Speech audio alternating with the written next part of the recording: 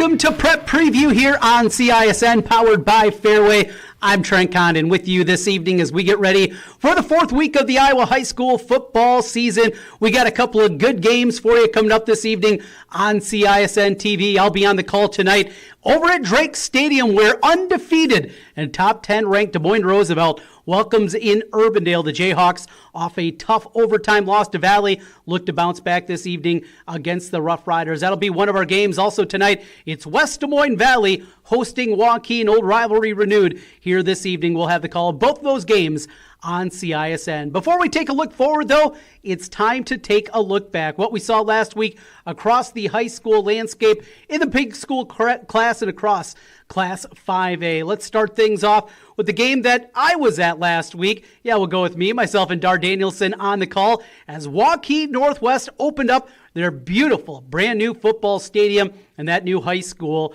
at Northwest. They welcomed it in and did so in big fashion early on. They're hanging around as the top-ranked team in the state. Southeast Polk came in and they led that game at the half. The third consecutive week now that Waukee Northwest has had a halftime lead. They led 14-5 over West Des Moines Valley in the first matchup of the season. Week 2 against Dowling Catholic, they're up 10-0. And here this week, up 7-6 on a touchdown pass late in the first half, and they had the lead against the top-ranked team in the state. But story remains the same. Depth certainly a question with the new team there. Not the same numbers that Waukee's used to now with the two new high schools and the split that has happened there. Second half, it was all Southeast Polk, and it was a whole lot of Titus Christensen. Hard running out of the outstanding running back. He was all over the place making plays. Southeast Polk without Xavier Wampka, their 5-star safety, and also plays offense for the Rams. He wasn't out there as he deals with the lower leg injury,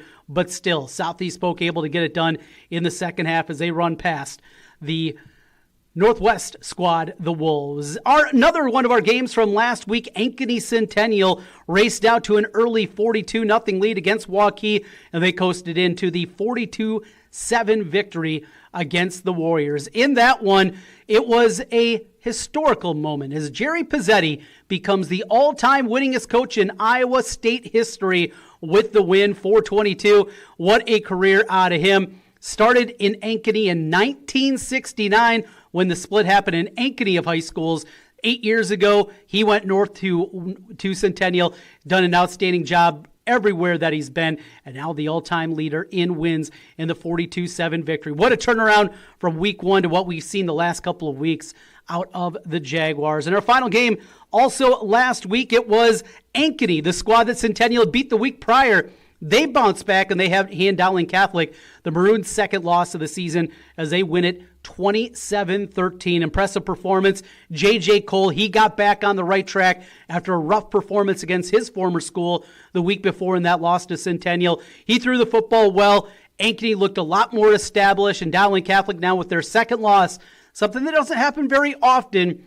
You know, though, Tom Wilson going to have that squad still ready to play going forward. Normally at this time, we're talking about things not exactly looking great the rest of the season. There might be a matchup here or there, but we get a whole lot of blowouts the deeper into the season that you go. That is not the case this year, though, with the new structure, with the new schedule. A lot more great games that are going to be out there, week 6, 7, 8, 9. A lot of times those are clunkers. Not the case this year. Really looking forward to the way that the association has put things together and really made this schedule, weeks 1 through 9, outstanding. We got a great one coming up here for you this week. Some other scores from last week before we turn our attention ahead. How about over on the east side of the state? Again, it was the battle for the Little Cy-Hawk Trophy, and it was all Iowa City, City High. Mitchell Moore, the former head coach at Roosevelt, his squad is playing outstanding. A 43-5 victory for the Little Hawks in that one.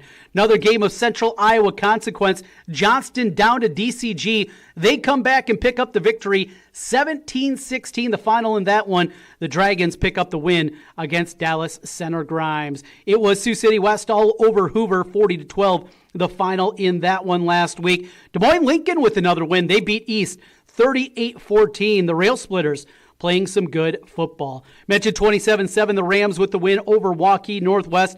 Des Moines Roosevelt, who we'll see tonight, they win at 45-0 against Ottumwa. And the other squad we'll see this evening, Urbandale, falling in overtime, 21-14, the final in that one. That's a look around Class 5A here in Central Iowa, and we'll look forward when we come back. Coming up with Conversation with the Coaches, we'll hear from the coaches of your game coming up next on CISN. It's Prep Preview, powered by Fairway. We're back with more in a moment.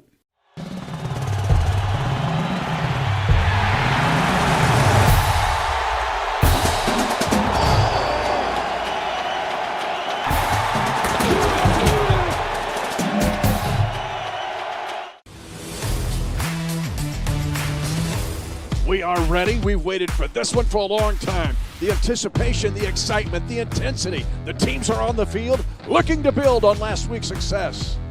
Construction doesn't need a play-by-play call, but it does need a team. Like the team at Graphite Construction Group.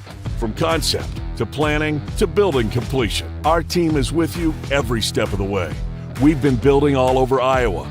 Schools, offices, stadiums, critical services, and more. Talk with us. Tell us your vision, and you'll see and feel the difference of having the Graphite team with you every step, brick by brick, beam by beam, and play by play. And the beam is up. Mitch, this isn't a field goal. You mean like it's a touchdown? Graphite Construction Group. Graphite Construction Group. We build it better. So, Russ, what do you do in the off-season? Mitch, we don't have an off-season. Holt's Plumbing and Heating continues to be one of Central Iowa's fastest growing plumbing, heating, and cooling companies. I'm proud of what we've accomplished at Holt. Our team is leading the way in providing the latest in home comfort solutions, and we have fun doing it. Our passion is to be the clear first choice for all your plumbing, heating, cooling, and home service needs. And at the end of the day, a job well done and a happy customer means everything to us. Just one more reason why more and more Central Iowans are saying, let Holt handle that.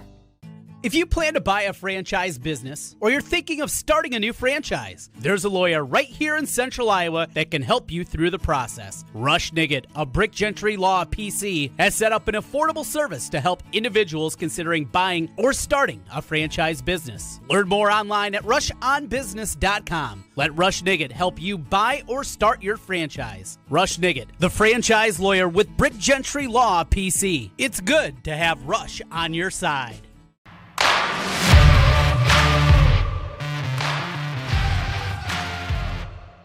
Welcome back to Prep Preview on CISN, powered by Fairway.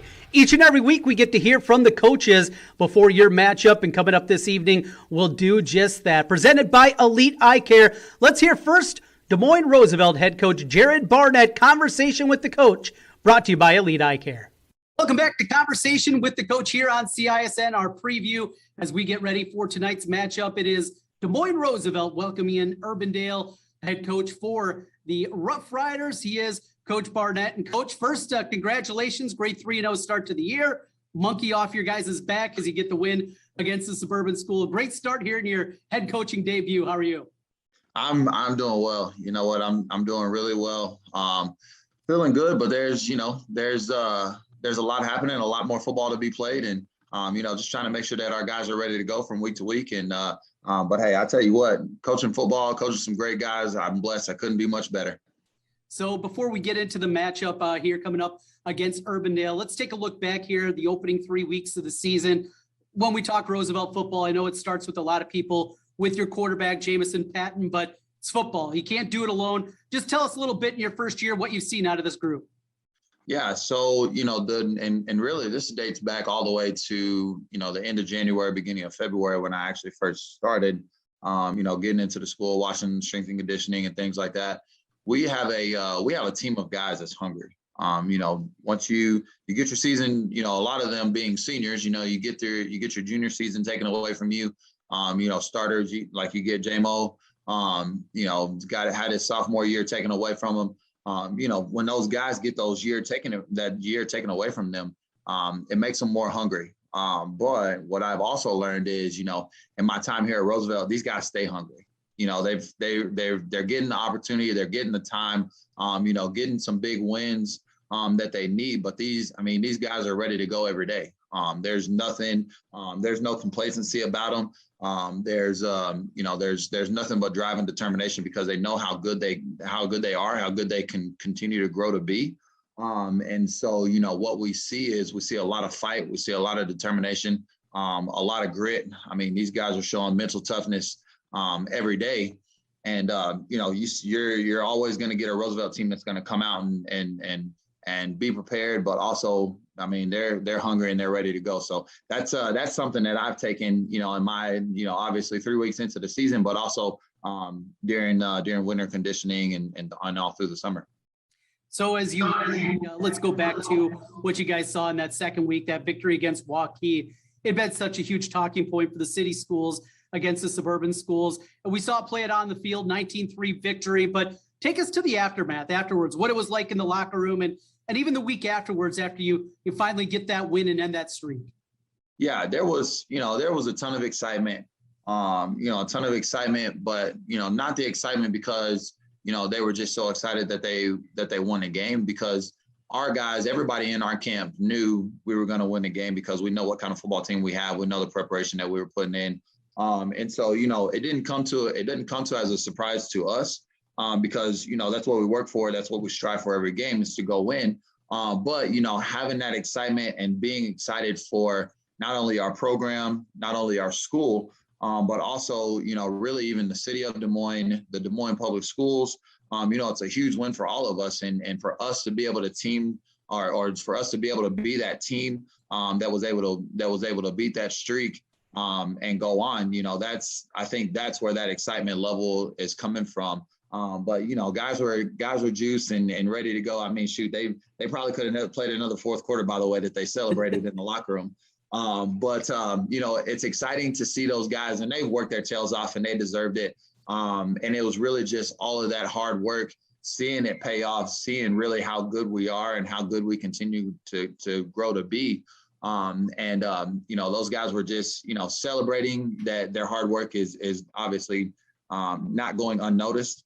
But also, that celebration of, hey, this is really the beginning, and we've got a lot more football to go. We've got a lot more schools to go, more suburban schools to play against and things like that. And, at this point, it's not a Des Moines school versus a suburban school anymore. It's more, Roosevelt's playing Urbandale, or Roosevelt's playing whoever. And we've got a team that's in front of us that's trying to keep us from achieving our goals. And we got to go out and go beat them. With that, Coach, you look at Urbandale coming up, and very good Urbandale team. Sam Anderson always does such a great job with that program. When you guys have been breaking down film this week, getting ready for the game, what have you seen out of the Jayhawks? Yeah, so, what you're going to get, and like you said, Coach Anderson does a great job. What you're going to see from his team is they're going to be well coached. They're going to be well coached. They do what they do, but they do it well. It's not going to be a lot of change. But their guys are going to be in the right spots. Their guys are going to be doing what they're coached to do. They've got two really big receivers on the outside. They got a decent sized tight end. Quarterback throws it really well. Running back is really good size. Running back runs really hard.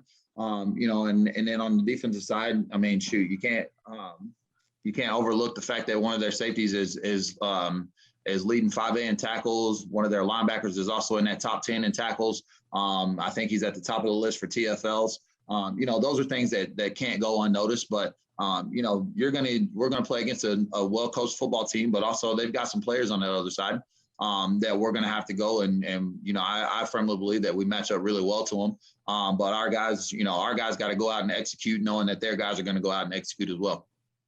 Coach, you're a Texas guy. Went up, of course, played at Iowa State. So what kept you around Central Iowa? I would say, first of all, I can't put it past my wife. My wife's from Northwest Iowa. We had our second kid, decided to move back here, back closer to her family lives up in Northwest Iowa. But then really all of the friendships that we have from when we both went to school at Iowa State. So the friendships that we have in this area, my family is still in Texas, but it's only about a 9.5 hour drive. It's not nearly as far as where we were.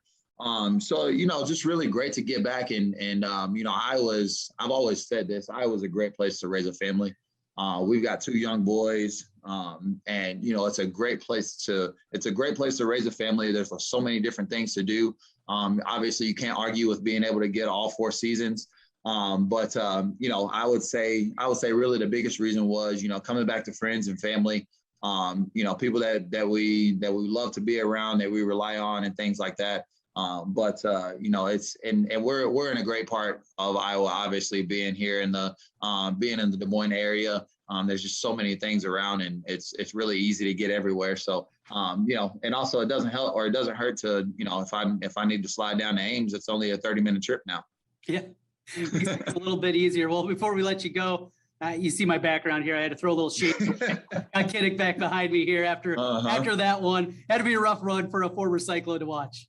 It was, it was, and I have a couple Iowa guys on staff, a couple guys that are huge Iowa fans. One guy, Jeff Drost, he played at Iowa a long time ago. But then obviously we also have Coach Ernst is here.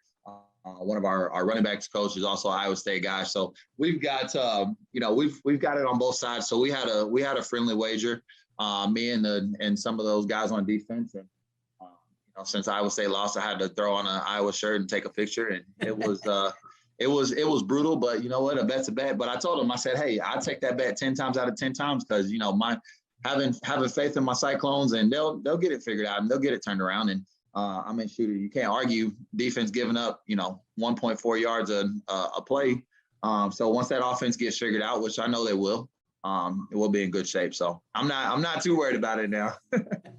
Well, Coach, it's been great talking with you. Congratulations to a great start. Should be a great matchup with Urbandale on Friday night. Thanks so much for your time. Absolutely. No, thank you very much for having me. Jared Barnett, head coach for Roosevelt here. Our conversation with the coach on CISN presented by Elite Eye Care. For all of your and your family's eye care needs, make it Elite Eye Care. Dr. Ethan Heisman, Dr. Heidi Bell, and Dr. Kelsey Sawatsky provide expert eye care close to home. From eye exams to contact lenses, eyeglasses to sunglasses, make Elite Eye Care your local optometrist. Set up your next eye care appointment with Elite Eye Care, 9250 University Avenue in West Des Moines, and online at eyedoctordemoines.com. Obsessively, relentlessly. That's what you can always expect, even when faced with the unexpected. It's a service we take seriously, providing comfort in the rain, tools to help you save, a helping hand along the way, and from a safe distance away, delivering the energy you need while going the extra mile. Regardless of the times, our team remains committed to you. Guys, are you looking for an excuse to watch football all weekend long? Then schedule your vasectomy with the Urology Center of Iowa. The Urology Center of Iowa offers nitrous during your vasectomy, cutting-edge technology to help you relax during your procedure. Make the call to 515-400-3550. That's 400-3550 or online at iowauro.com. Vasectomies with the Urology Center of Iowa, and tell them you heard it on KXNO. Our team at D. Armand Ford Indianola are committed to giving you an exceptional ownership experience. As a family-owned business, my dad and I are in the dealership every day to ensure you experience the D. Armand difference. Our core values of hard work, honesty, trust, and integrity are what we build our business on. Experience the difference at the all-new D. Armand Ford Indianola, where you'll actually enjoy doing business. The all-new D. Armand Ford Indianola, darmandford.com. Hi, I'm Joe the Car Guy with Westside Auto. I'm excited to tell you about our new lifetime oil change plan. When you purchase our plan, you'll never have to pay for an oil change again. If you get a different car, simply transfer the plan over. If that car's oil needs are different than your original plan, just pay the difference. It couldn't be simpler. You won't have to worry about inflation or prices going up. Give us a call at Westside Auto Pros to get details on the lifetime oil change plan. And remember, when I say lifetime, I mean your lifetime, not just your car's. Welcome back to the CISN pregame show as we get ready for tonight's Central Iowa game of the week. It's Urbandale on the road to take on Des Moines Roosevelt, and joining us right now, longtime head coach for the Jayhawks, he is Sam Anderson. Coach, as always, good to talk with you again. We're doing things a little late night here as we get ready for Friday night's game. Thanks for joining me here. Hey, thanks for having me. And again, appreciate everything you do and your support of high school athletics in Iowa. Oh, excited to see your squad out there 2-1, a tough loss last week as you guys fall in overtime against West Des Moines Valley. Before we look forward, let's take a quick look back. Last week, I know some positives to take out of that game, get a chance to go up against one of the yearly heavyweights in class, now 5A in the Valley Tigers. What did you take away from last week's performance from your squad? You know, the biggest takeaway, I think you would say, is our kids didn't quit. We started out really slow. And, Valley kind of got after us a little bit. And, they didn't back down. They continued to, really take coaching and really worked hard and really, kind of developed as a team and said, hey, we're going to get this going. And we really did a great job in the second half. I was really proud of our kids. We had a lot of errors that you have to overcome. And they didn't, they weren't pointing fingers. They weren't saying, this is why the problem was happening, but they really just continue to embrace the team aspect. And again, football is the ultimate team sport. So we continue to preach that, and we know that somebody else is going to pick somebody else up. And they did a great job with that. And, just proud of our kids. Again, we didn't come away with a win, but we're very proud of the job they did. So talk to Coach Swenson after week one, their first overtime game, as they won that one against Waukee Northwest 42-41. Same question that I had for Coach Swenson for you. The high school rules, it's very similar to the old college rules, at least, where They started the 25. Now they have the 2-point conversion rule starting in the third overtime. But at the high school level, you guys start at the 10. Do you like the way that the rule is constructed? Everybody gets the ball at the 10-yard line. I know it can lead to some long gains, or would it be maybe better to morph into that college and move it back at least a little bit, or it's not a chip shot field goal and you got to at least get a first down there before you get into the end zone? Well, yeah, based on my last couple overtimes, I would say I would like the other way. But, honestly, you just have to play with what the rules are and what they state. But, it would be nice to be able to get that. And, your field goal kicker obviously becomes a bigger part. But, we gave up 9 yards on the first run, so we were scrambling a little bit against them. So, in reality, it's just, you just have to play with what the rules are stated. Again, it would be nice to move back a little further just to give you a little ground. There's a lot of teams that are just totally ground and pound, that they're going to physically own you for 10 yards. So, for us being a smaller school and, we're not, we don't have the bigger kids, it'd be nice to maybe have a little more space on the field. So with that, I guess I would vote for that. Well, Coach, let's talk a little bit about this year's squad. A year ago, we got to see Peyton Rottinghouse as an underclassman. Now he's an upperclassman as a junior. Tell us a little bit more about the quarterback we'll see on the field tonight. The thing that's great about Peyton is he's a student of the game. He's digesting coverages and what the plays are. He's really grown again as he played as a sophomore for us. He plays as a freshman a little bit in some key moments. So he's really grown. He's a great competitor and a great leader.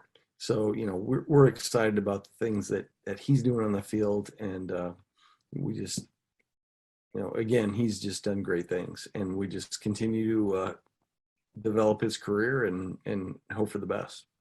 One thing I think about your squads every year, Coach, is you guys are going to pack a defense, and you lost a couple of heavy heads on that defense from a year ago, but there you guys once again right there playing good defense. What is it about your scheme, what you guys do schematically, and knowing that you're going to be replacing some studs? You did it this year, but you're still going to go out there and you feel pretty much every single year you're going to have a good defense on the field. Well, I think the first thing that boils down is our off season. Our kids are bought into our strength and conditioning program with Coach Trainer and what he does. So that's the big thing. And then I also think that, Coach Williams, our D coordinator, he keeps things simple. He lets the kids play fast, and, we just be fundamentally sound with what we do. And our buying into that, they really want to play defense. They're excited about it. And we're excited about the kids we have, and, continue to move forward. With that, take a look forward here to tonight as Roosevelt welcomes you guys in over at Drake Stadium. Start right there. Playing at Drake Stadium, you guys have a beautiful facility yourselves. You guys get to play at great campuses all across the CIML, but playing at Drake Stadium, that's got to be a pretty cool moment for these guys. Absolutely. We've never played Roosevelt as long as my tenure has been here. Wow. So it's an exciting thing. Again, historic program. Roosevelt is, a great program with what they've done and what that school's about. And I have a lot of respect for that program and the coaches that have been in there and are currently there. And just the Drake environment.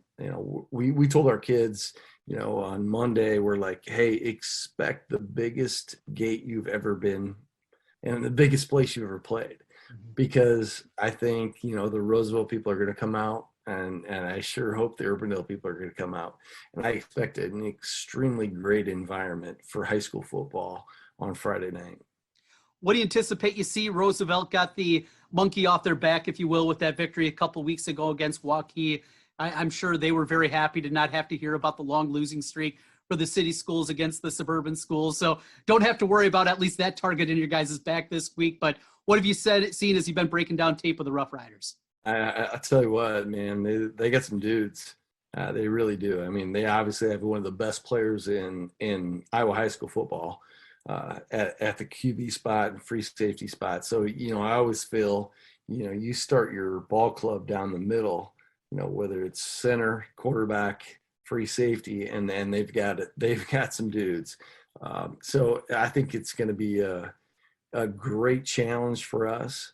And again, they have speed everywhere. They're well coached. They do a super job with what they do. They run 3-5 stack, and they bring pressure, and they do things on defense. They've not allowed many points at all.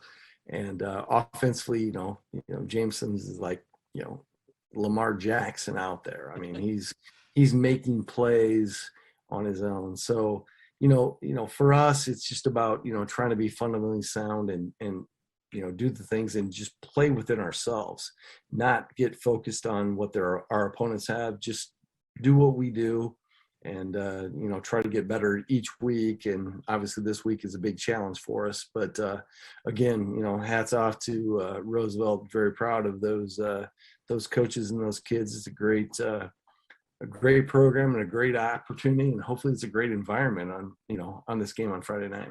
Should be a great one. Looking forward to that. Coach, one final thing for you. It's already going to be 4 weeks in. It's crazy to think about after this one comes to a conclusion on Friday night. With that, the new structure, Class 5A now. I know there was a lot of talk of adding a class, but a lot of the talk that I always heard was adding a second class of 8-player football as opposed to what they went here. There's also been the different talk about the socioeconomic impact and maybe doing something there. Kind of felt like they tried to meld those two things together to get to the point here we have with 5A. And you guys, you're the smallest school at the 5A level, but just your thoughts. I know it's just a few weeks in here. We don't know how it's going to play out by the time we get to November, but just an overview of how you think the new structure is looking for Class 5A. I think for 5A, it really boils down to is, you obviously have your heavy hitters. You have your great, your programs that are there and well established and already there. For us, it's just about, here's who we are. I mean, that's really all we can do. We can't control that, maybe 100 students or whatever it was with the difference. But, we tell our kids, we just embrace the fact of being competitive. And we're going to have to outwork the teams that have, 1,500 more students than us. But, we embrace that. And, really in the big scheme of life, it's just about growing great young men and really establishing them as, hopefully they're going to be successful on that next phase, whether it's playing college football, whether it's going to school, whether it's being a parent, whether it's being a dad or whatever it is. So really that's our focus. It's not really about, whether the class system is the right thing or not, but it's really about, what's our role here as coaches. And I think our role as coaches are to develop young men and hopefully we can improve society with what we do. And you guys do a great job of that. Sam Anderson, head coach for Urbandale. The Jayhawks get ready for Roosevelt tonight over at Drake Stadium. Coach, as always, good catching up with you. Thanks for joining me here this evening. Again, thanks for all you do.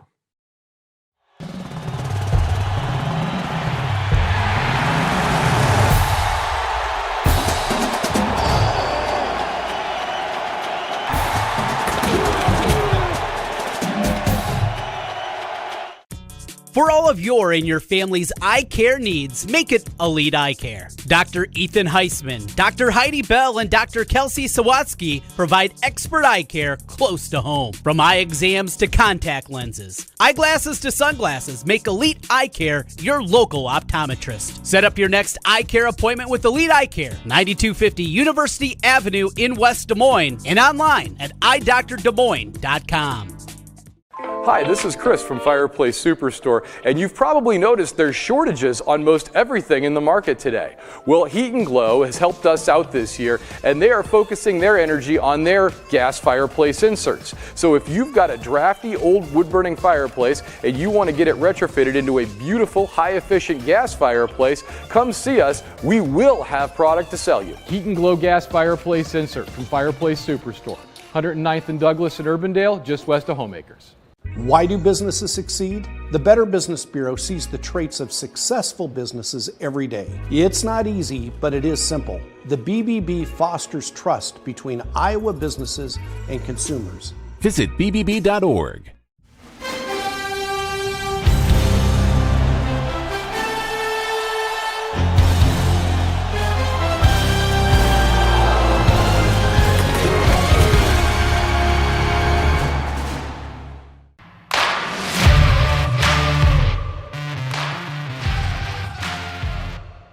Trent Condon back with you one final time here as we get ready for kickoff of your game here this evening. 2 matchups on CISN.TV coming up here. Of course, you're watching your game right now. One of our games, it's an old rivalry, Valley-Waukee. Now, a little bit different this year, the change of Waukee with the 2 high schools, but I was told many moons ago, a lot of people think that the Dowling Valley, that's a blood rivalry. There's a lot of hatred there. Not really the case. The matchup where maybe fur will fly a little bit more, that's the Waukee Valley matchup. Should be a fun one here tonight. Valley coming in off an overtime victory. The Tigers have played some good football here. A win in week 1 in double overtime against Waukee Northwest. The tough loss against top-ranked Southeast Polk in week 2, and then the win, as mentioned, in overtime. They've gone long. They've played overtime games the last 2.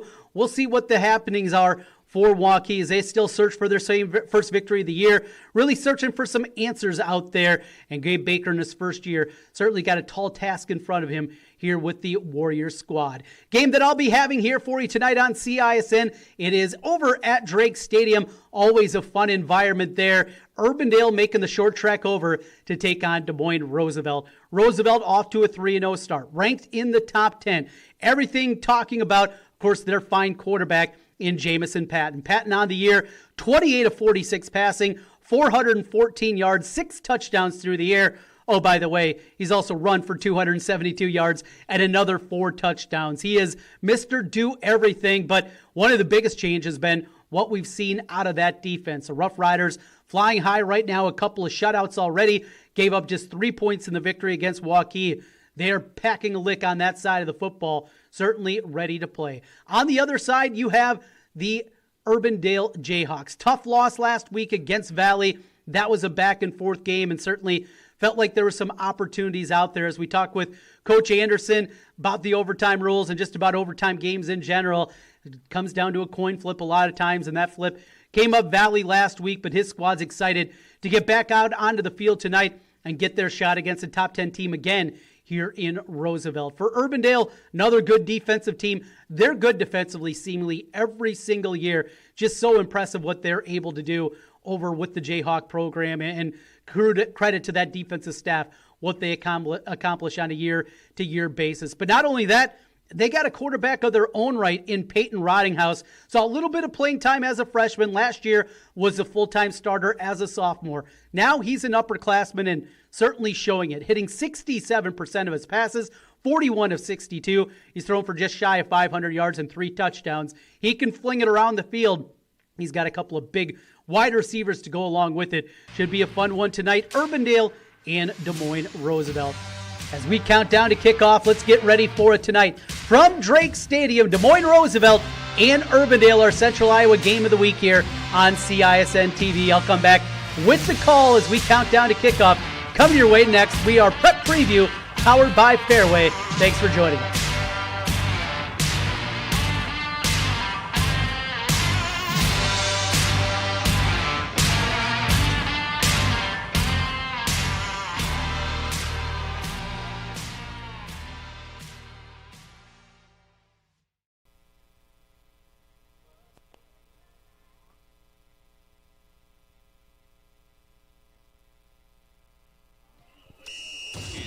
For Friday night high school football and the Central Iowa game of the week on 96.9 The Bull. Catch all the action right here on The Bull or watch it now on CISN.TV.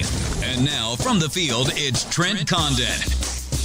Good evening and welcome to Drake Stadium as we bring you the Central Iowa game of the week on 96.9 The Bull and video streaming at CISN TV. The Rough Riders of Des Moines Roosevelt welcome in Urbandale and the Jayhawks in a top 10 matchup here from the field. As we get ready for it here this evening, Urbandale, the traveling team, makes the short trek over. They'll be wearing the white uniforms with the white lids and the blue pants. Des Moines Roosevelt 3-0 and ranked in the top 10 in the home blue jerseys with the white helmets and the white pants. Glad to have you aboard here with us for a pregame show as we'll take you up until kickoff at 7 o'clock. Adam Benz will be with me this evening on play-by-play as we look at this top 10 matchup. As mentioned, Roosevelt 3-0 on the season, 3 dominating performances, including back in week 2 when they knocked off Waukee and ended the city school's long losing streak against the suburban schools. Looking for another win against the suburban school here this evening against the Jayhawks. Urbandale comes in with a 2-1 record, still ranked in the top 10 after falling last week in overtime against West Des Moines Valley. They're looking to bounce back in a big way. Two teams certainly with their sights set on the playoffs, thinking about that here in week 4. An important one for positioning. Class 5A playoffs, 16 teams will make it this season in the new structure set up. 36 teams playing Class 5A football. 16 will advance to the playoffs after week 9. A lot of football in front of us and a good one tonight. It's a top 10 matchup, and we'll come back on the other side, break things down. Roosevelt facing off against Urbandale when we come back. Pre-game continues on 96.9 The Bull and our video stream at CISN TV.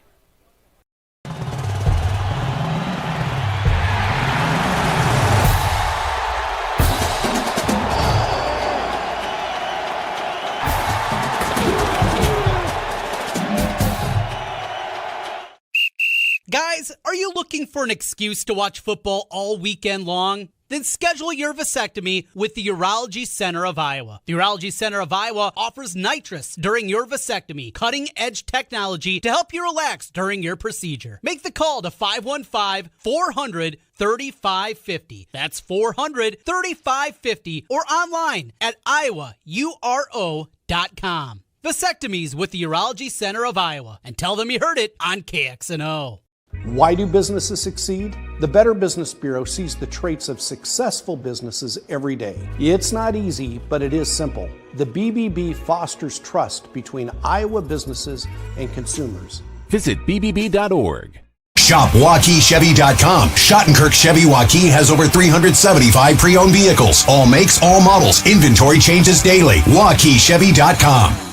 Global Direct Mail and Marketing is the teammate your small business needs. Locally owned and located in Urbandale, Global Direct Mail and Marketing can help your small business create the high-quality print materials your business needs to succeed. Whether it's business cards, flyers, business forms, letterhead, calendars, or a mail piece to attract new customers, Global Direct Mail and Marketing is ready to go to work for you today. Save by working with the local small business that will go the extra mile to get you what you need. Global Direct Mail and Marketing. Call Craig at 515-282-3000 and get your next project started today.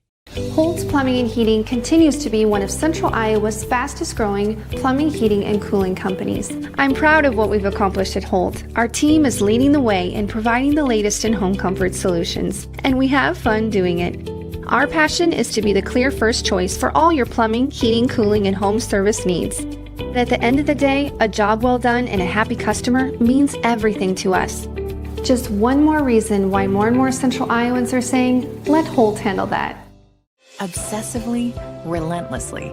That's what you can always expect, even when faced with the unexpected. It's a service we take seriously, providing comfort in the rain, tools to help you save, a helping hand along the way, and from a safe distance away. Delivering the energy you need while going the extra mile. Regardless of the times, our team remains committed to you.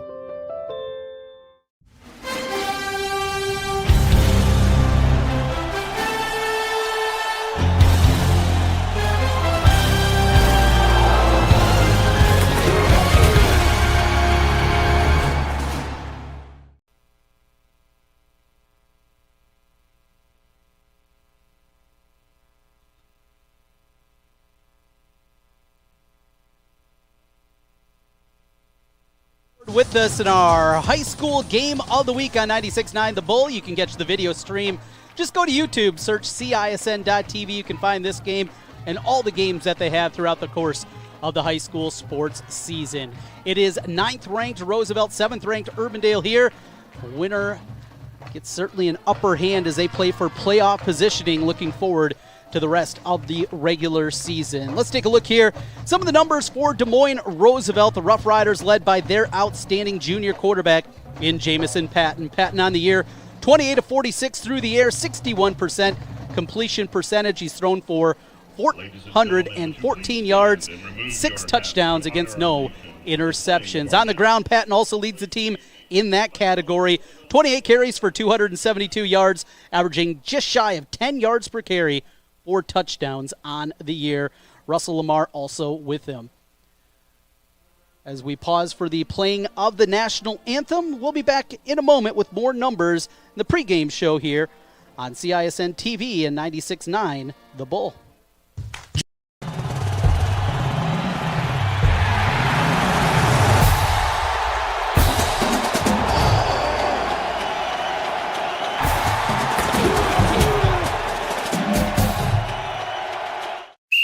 Trent Condon here for the Urology Center of Iowa. Now's your chance to sit on the couch guilt-free all weekend long watching football while you heal after your vasectomy from the Urology Center of Iowa. The doctors there perform my procedure in less than a half hour. Make the call to 515-400-3550. That's 400-3550 and online at iowauro.com.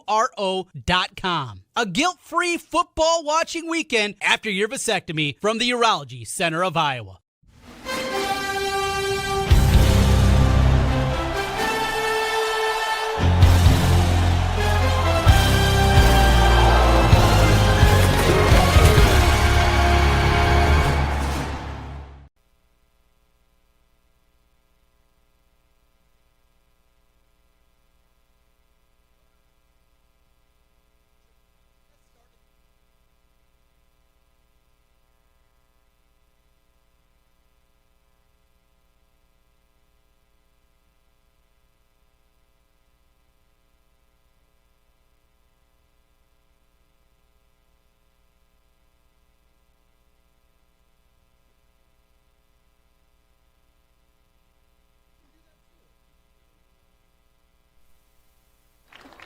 Urbandale enters the night with a 2-1 record, having lost to Valley last week.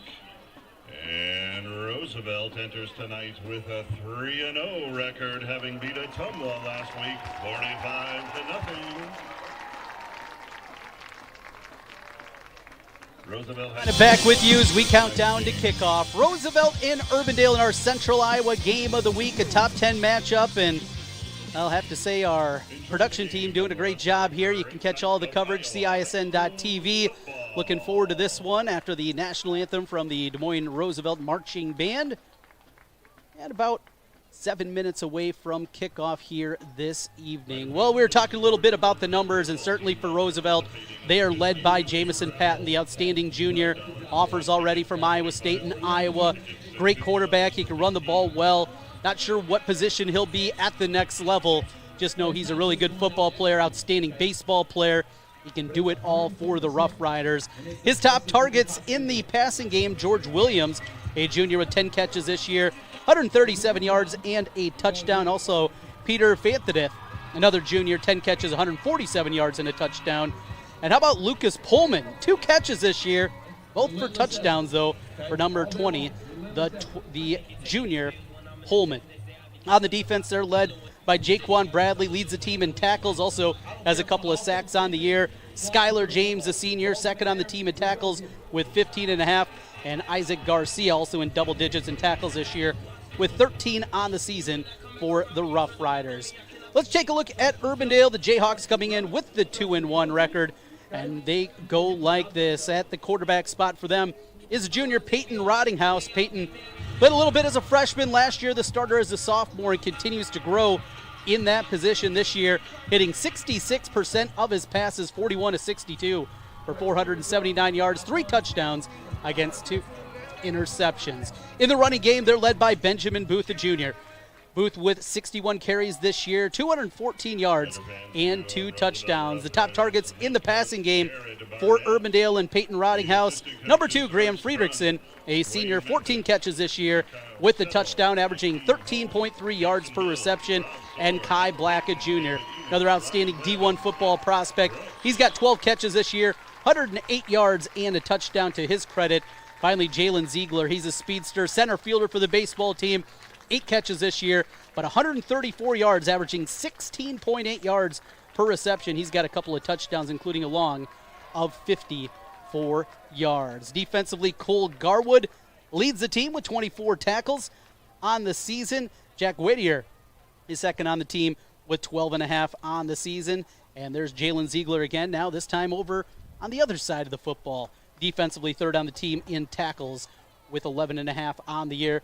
Leading sack man for the Jayhawks is Grayson Else, who has 3 sacks on the season. Adam Bentz with us in the booth. And Bency, good to see you, my man. Yeah, it's coming in hot from Raccoon River Park, where Kelly Ott's fighting, or the Ankeny Extreme fighting Kelly Ott's beats Pleasantville 16-0 in softball. There you a 5:30 game, and I just got word my daughter turned a double play Nice. at 11U softball. So that's kind of unheard of at the softball level. To see that 11U is awesome, and glad to be back in the booth, Trent. Glad to have you here as we get ready for this one, a top 10 showdown with Urbandale and with Roosevelt. So, Benz, what have you seen looking at these two teams? Roosevelt kind of going to heights we haven't seen in a long time, ranked in the top 10, a 3-0 record. But it's a step up in competition here tonight against Urbandale. Yeah, certainly. I mean, they played Atumwa, played Waukee the last 2 weeks. Not juggernauts by any means, but get the win over Waukee, huge, obviously. Ended the streak. Everybody's been talking about that. The thing with Urbandale, though, a Sam Anderson team is going to be well coached, well disciplined. I think Sam Anderson's probably one of the most underrated coaches in our area.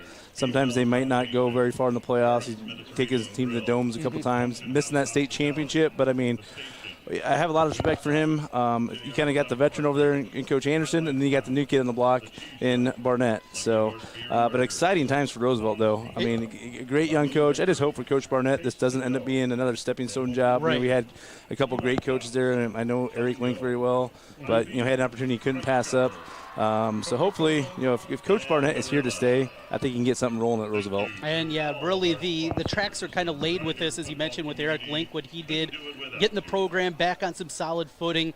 What we saw last year with Mitch Moore, disappointing end to it, obviously, with just the 2-game schedule that they were able to play, and now doing a great job at Iowa City High. No surprise what he's done with that program. They got a big one tonight against Dowling.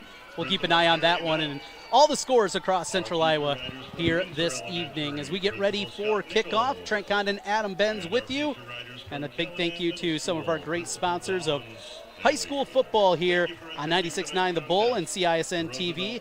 Reardon & Associates with Interior Advantage.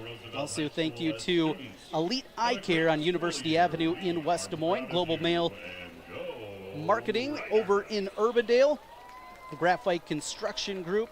Renner's Warehouse. Rush Niggett of Brick Gentry Law PC. The Norwalk Shop. The Rookie Sports Cards in Clive and the Urology Center of Iowa. Along with Victory Mounds and Wolf Construction Roofing. As we're ready to go here, Urbandale will get the football first, as Roosevelt will kick things off in their home blue jerseys. I think one of the upbacks there, not sure, equipment issue as he was running out there. Coach helped him out. Maybe he dropped his mouthpiece, but Probably looks like a mouthpiece situation.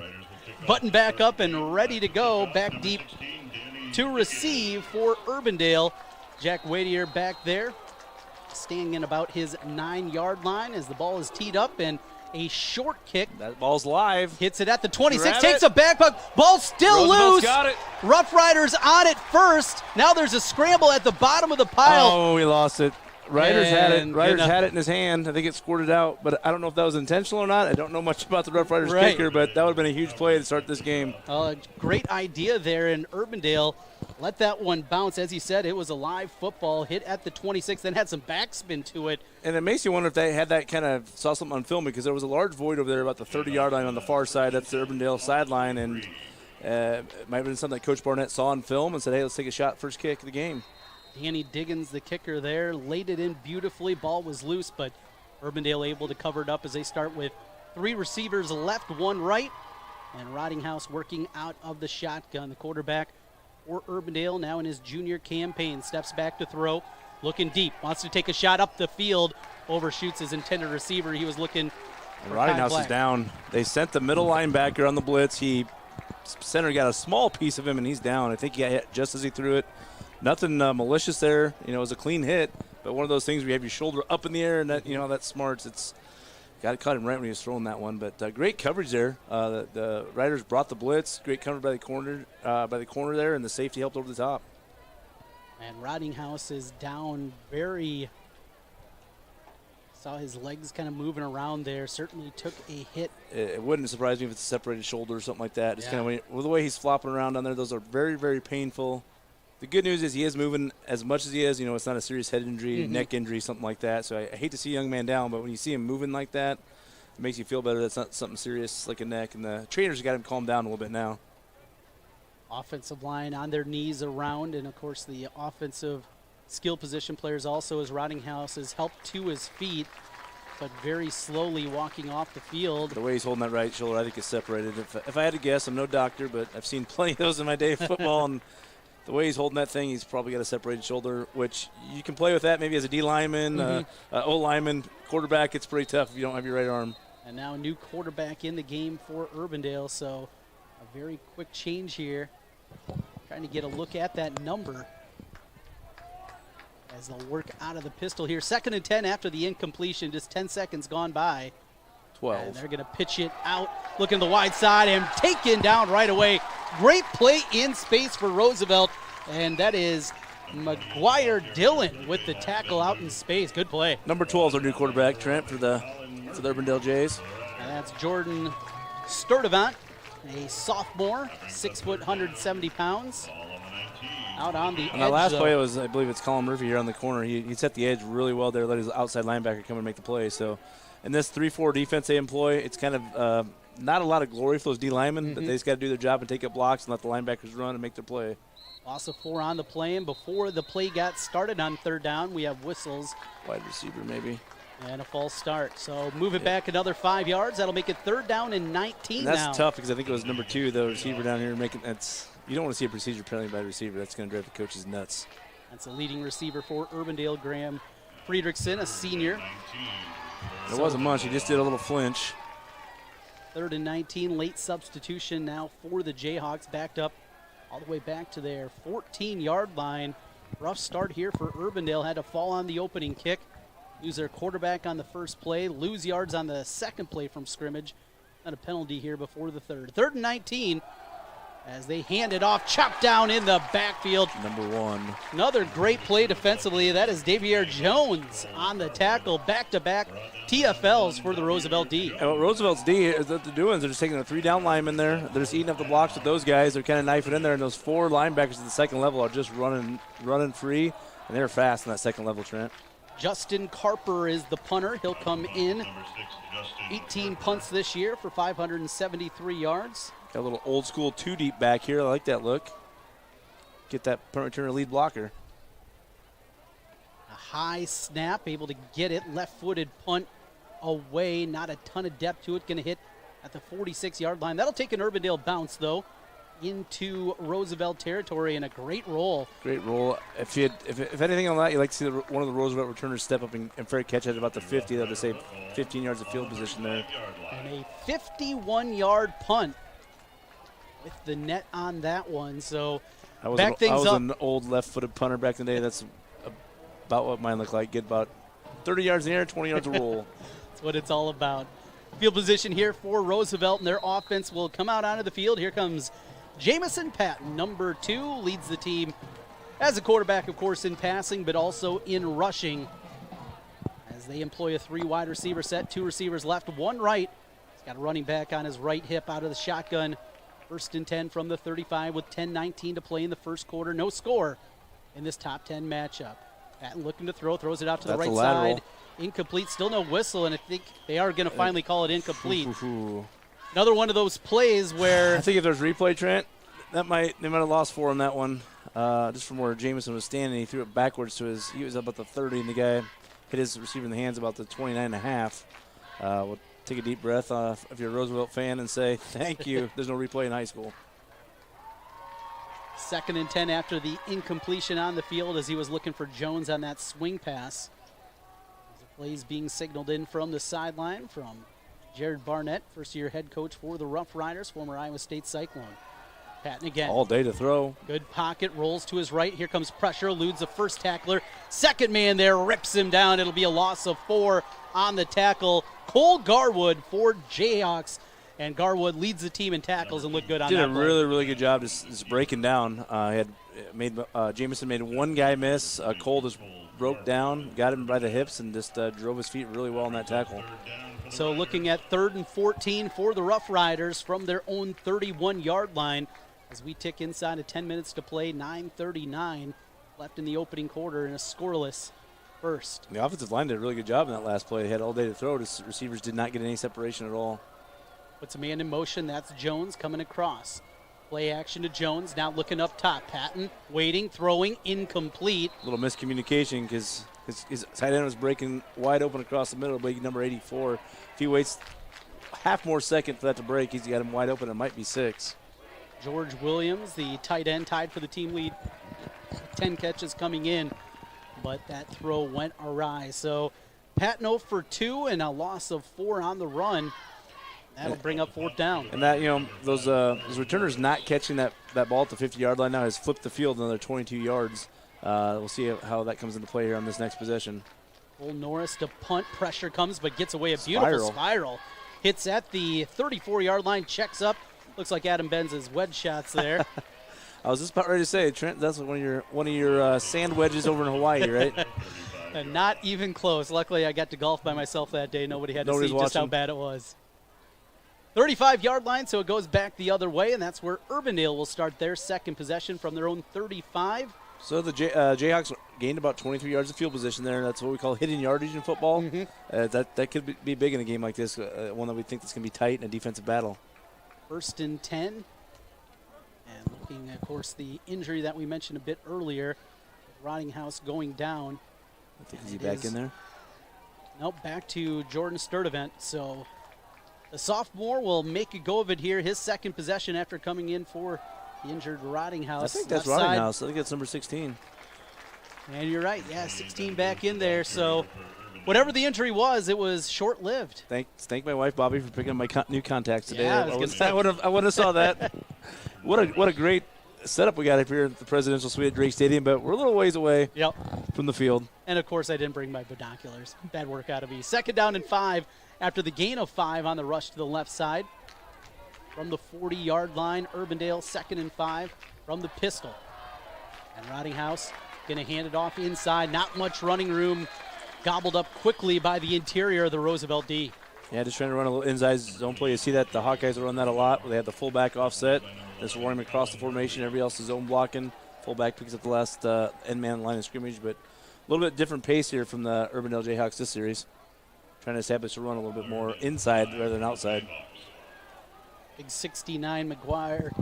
Dillon again on the tackle. He's had a good start to the game for the Riders. Counter play. 3rd down. Here's a rush to the left side. Bouncing outside near the 1st down. Going to depend on the spot.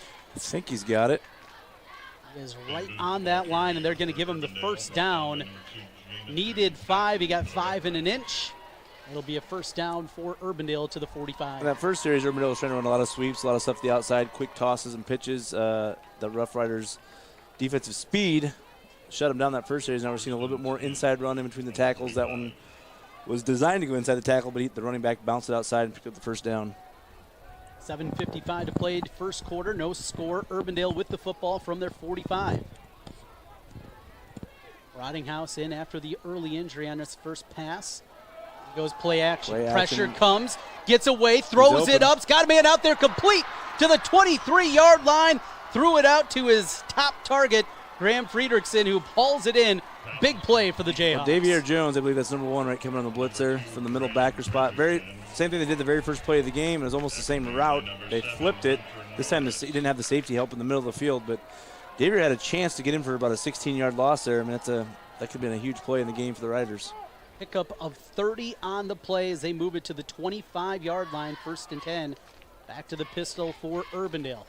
High snap, able to handle it. They'll hand it off. Right side, breaking through a tackle, spinning through another near to the 1st down stick. Will be just shy, but a good strong run there by Benjamin Booth. And I don't know what they did on the sidelines over there on that between series, but Rottinghouse's arm on that throw looked pretty darn good after that injury. Might have got the Mr. Miyagi.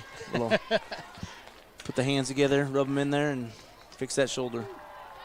It'll be 2nd down in a yard. They're just going to sneak it forward. Wasn't Rottinghouse though that took that sneak, and we might have a procedure penalty. I don't think the Jayhawks were set on that one. And it will. Try to do the old Kirk Ferentz, get there real fast and snap it. Yep. Pull the old Nate Stanley. Didn't quite work. And so instead of 2nd and 1, it'll be 2nd and 6, backed up to the 21-yard line. Jayhawks are finding a lot more success at running inside, though, Trent, this drive. Going behind that big offensive front, trying to wear down Des Moines Roosevelt. As you mentioned, very fast defense, but not a whole lot of girth in there. 2nd down and 6 from the 21. And off left side, they go back to Booth. Booth stumbled for a moment, gets free, and is able to pick up 3 on the play. It'll be 3rd down and short for Urbandale, and you wonder here. He's got a guy go down, number 74. I bet he kind of looked like a cramp. He was walking, and then all of a sudden just went down to the ground. Hope he's okay. Malachi Imsirovic, offensive lineman. He was walking back to the huddle and just went to grab it at his leg, so that could be kind of a sign of a cramp there. Hopefully, we hope that's all it is. Just get some Powerade, Gatorade in him, maybe some pickle juice, and get him back on the field. You seem like the kind of guy that enjoyed the pickle juice. It was, if it was cold back in the day, we liked it when it was cold. As they tend down to him. Still scoreless here, 6:11 to play in the first quarter. Second drive of the ball game for Urbandale. They went 3 and out the first time. Rough Riders trying to come up with a stop here. And Betsy, you wonder also here, 3rd and 3 from the 18-yard line, if this is 4-down territory. Just looking at some of the kicking numbers, Urbandale 1 of 5 in field goals this season. Well, especially the way they're running the ball in this drive. Why not run it twice inside? See if you can get 3 yards. I'm not sure the replacement for this young man that's walking off the field in the line. That could be kind of critical too. But Urbandale's offensive line is not small, is it? No. It looks like a D2 or a 1AA college offensive line out there. It's kind of amazing that some of the size of these guys these days. Malachi Imsirovic will walk off the field. Looks like he's all right as he's walking back. I think you're right. Probably a cramp. Yeah, he's not reaching for like knees as far as ACL or anything like that, so that's good. Jack Hearn, another big guy in there. He's playing spread them out down here on the near side, but he's going to run it inside. Puts a man in motion. Ridinghouse on the That's pass. an incomplete Ball pass. is That's an incomplete loose, pass. but you're right. It was a shovel pass. Shovel pass there. forward. Really surprised by that call. I mean, just for the simple fact that you're running inside, it was going to be a shovel pass, and they're trying to get the edge out here. And is that the field goal unit coming in? Looks like it is. They're going to attempt the field goal. This will be a 35-yard field goal. A couple of different field goal kickers this year. We'll see who get the opportunity. It'll be a 35-yarder, it looks like. And this will be Hayden Marks, left-footed kicker. Check that. This will be 27. That is Rockney Carver. And he's left-footed as well. A sophomore, high snap, gets it down, kick on its way. I think it's good. Got the distance, and it is good. 35-yard field goal for Urbandale. They take the early lead, 3-0 with 5:37 left to play. We'll take a quick timeout. Back with more high school football here in a moment on CISN TV and on 96.9 The Bull. Central Bank is proud to support the unmatched spirit of sportsmanship and hard work exemplified by our local athletes. We're fans of high school sports and the way the big game and hometown team rally a community. Best of luck to all of today's competitors. Play hard, have fun, and make something great happen. Central Bank, member FDIC.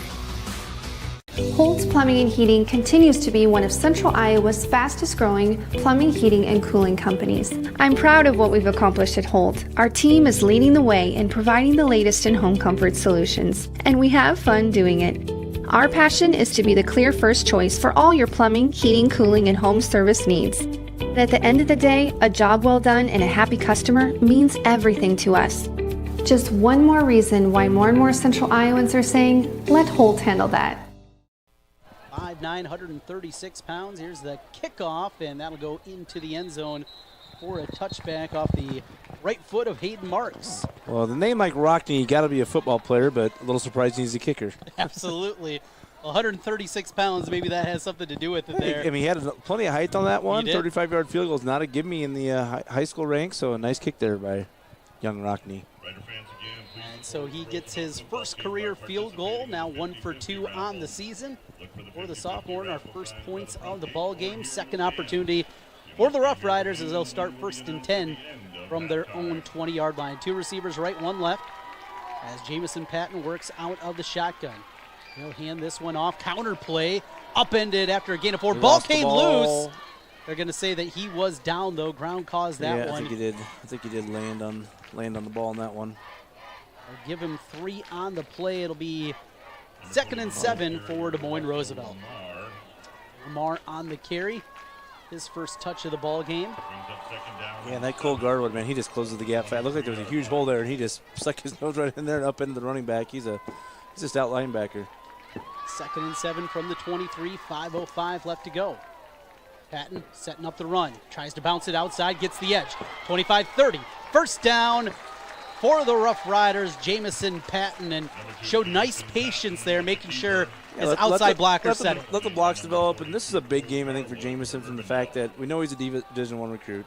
Got a lot of respect for the kid because last year when the public schools shut down, as a sophomore, he could have went to anywhere and played. Small school, big school, anybody would have taken to play any position. Said this is my team. I'm going to stay here, and I'd like to see a young man get rewarded for some leadership like that. But this is a big game for him to prove himself at quarterback, I think. 1st and 10 from the 31. They'll hand it off again. Lamar fights forward for a pickup of 3. Even getting 3 yards on that first down just puts yourself at a little bit more at ease. Way better than those second, 13s. And they had last time they had the 3rd and 14. It just makes opens up the playbook a little bit. And if you chip away 3-4 yards at a time, with this team speed, you expect the Roosevelt Rough Riders to bust a big one. 2nd and we'll call it 6 from the 34-yard line. Some shifting and moving. A little confusion. Maybe this is intentional too. Plenty Sometimes of time. They do that. Oh yeah. Still 10 seconds on the play clock. 3 receivers right for Patton, a single left. He's got Lamar with him in the backfield. Steps up in the pocket. Now pressure comes. Rolls to his right. Throws across the middle. He's got a man there complete for the first down. Dangerous pass, but Patton had enough on that one, and he fired it to George Williams. And if I'm playing quarterback, I want to make my numbers look good. I'm finding George Williams because he is a big target out there. 6'5", 210 pounds, just a junior in the same class as Patton. They got good communication there. They'll hand it off up the middle. This time, Lamar not able to find much running room. Hit at the line of scrimmage, maybe picked up a half. And then they were in that little counter play that everybody kind of runs out of that zone counter. And that time, George Williams came on the block, and he just kind of was soft on the defensive end on this side. Big body, big frame. But if you want to get some looks from guys like Coach Ferentz and stuff down the road, as a tight end, you better stick your nose in there and block a little harder than that. 2nd and 9 from the 45-yard line for the Rough Riders. As Patton sets the offense. 2 receivers right, single to his left. He's got Williams on the left side of the formation in the backfield as Jones comes in motion. He'll get the handoff on the jet sweep. Cuts up at the 45 to the 50, spun around there and moves it forward into Jayhawk territory to the 49. Pick up a 5 on the play. It'll be 3rd and 5. And that jet sweep is just kind of an old wing T type play. Just out of a different formation, run out of gun now. And I tell you what it does to defense, it wears you out. The running back, he got 5 yards, but he ran about 30 on that play, and all those defenders are chasing him on that. It'll be 3rd and 5 here. 3-0 our score. Roosevelt on the move. Patton, zone read, will hand it. No, keep it himself. He's got the first down. Bounces it outside to the 40. 35-30, steps out of bounds. Needed 5, and he got 20. It's a first down for the Rough Riders. Well, he could have handed it off or kept it, and it would have been a first down either way. Yeah. Again, like I said earlier, though, this is a big game, I think, for Jamison. He wants to be recruited as a quarterback. I would say he probably hasn't faced quite a defense like this yet this year. So if he can prove himself against a defense like this and keep building on that, I think he'll be able to prove himself at quarterback throughout the season.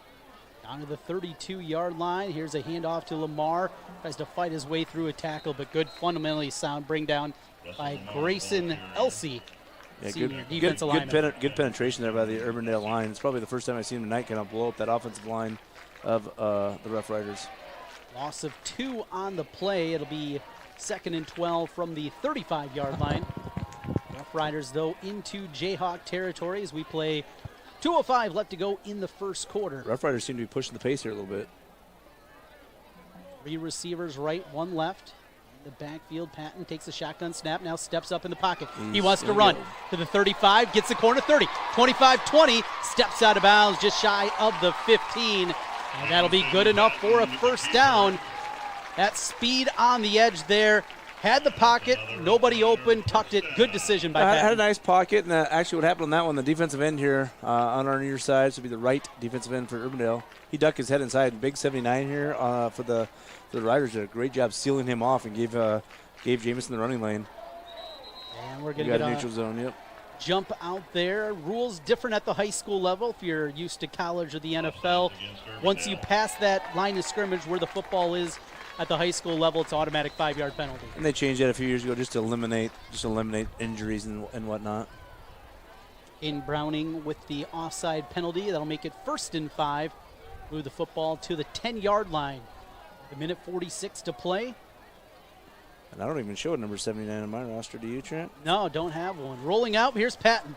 Against pressure, eludes one. Now he's got 3 Jayhawks around him, and he is sacked. Swarmed on that one. All kinds of defenders over there. Great play out of the Urbandale defense. They were all over it there. Made the first man miss, but there were 3 others waiting. And it's tough when you have a quarterback like Jamison who can make somebody miss, but if you make that first guy miss and then see all those white hats coming out, you got to get rid of the ball.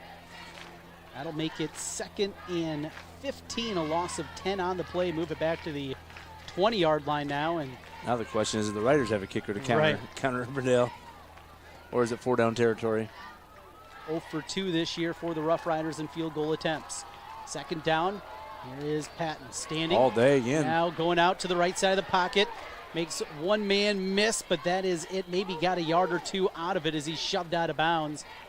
It'll be 3rd and long after that. And again, you're right. Right away, that initial presence is there. He's standing tall in the pocket. Nobody can get open, though, against this defensive backfield. But I would tell you that offensive line is doing a really good job. He's having 4 or 5 seconds to throw the ball. But if nobody's open, I hate to say a guy like that isn't going to chuck it away very much because he's going to make something happen with his legs. And probably the difference when you're playing the Ottumwas and some of the teams they played, you probably can make that happen. Right. But when you're playing a disciplined defense like Urbandale and Coach Anderson has those guys coached up fundamentally, it's a big difference. 3rd and 14 from the 19-yard line. Rough Riders with the football. 50 seconds left to go in the first. Got a corner out open if he wants it. Post Patton is open. Looking, rolling right, now stepping back the other way. Gets through a tackle, and he's going to get knocked down. He got bent back there a little bit. That looked nasty. Got a gain of a yard on the play. He got up. Quickly bounces up. My legs don't bend that way anymore. No, not at all. It'll be 4th down now in decision time for Coach Barnett. You're looking at a 4th and 13. As mentioned, 0 for 2 in field goals this year for Danny Diggins. 9 of 17 in PATs. Looks like they're lining up for the field goal here. And it will be Diggins coming out. It'll be about the same, a 35-ish yarder. Late substitution coming in onto the field. I think it was the kick. Oh, that was the wing back. Never mind. 5 seconds left in the quarter. They can let it actually go out if they want. They're going to try the kick, though. Diggins line drive, but missed it low and left. And that's how we'll end the first quarter. 3-0 Urbandale after the missed field goal attempt from the Rough Riders. Through 1. Urbandale with the lead. We'll come back. More high school football in a moment. It's our Central Iowa Game of the Week on CISN TV and video streaming, along with our audio call on 96.9 The Bull. Name is important, sure. For one, it's how we connect with you, find you, and do business with you. But what's behind the name matters more. Roshan Corporation of Iowa is now Graphite Construction Group. We're building offices, retail centers, tenant improvements, schools, and more. But the most important thing we build, our relationship with you. Let's get started on your construction project. Visit us at graphitegrp.com. If you plan to buy a franchise business or you're thinking of starting a new franchise, there's a lawyer right here in Central Iowa that can help you through the process. Rush Niggett of Brick Gentry Law PC has set up an affordable service to help individuals considering buying or starting a franchise business. Learn more online at rushonbusiness.com. Let Rush Niggett help you buy or start your franchise. Rush Niggett, the franchise lawyer with Brick Gentry Law PC. It's good to have Rush on your side. This field goal, Urbandale will get the football back. 1st and 10 from their own 20-yard line. Rottinghouse hands off to Booth, right side. Booth slips through, still on his feet. Picked up 3 on the play. Yeah, back to that gun counter play. They're just going to keep hammering that, I think, trying to use their big bodies on the smaller bodies of Roosevelt. you really can't fault the Riders going for the field goal there because field position-wise, it didn't hurt them in high school football. You get the ball to 20, about the same area, so why not take a stab at it?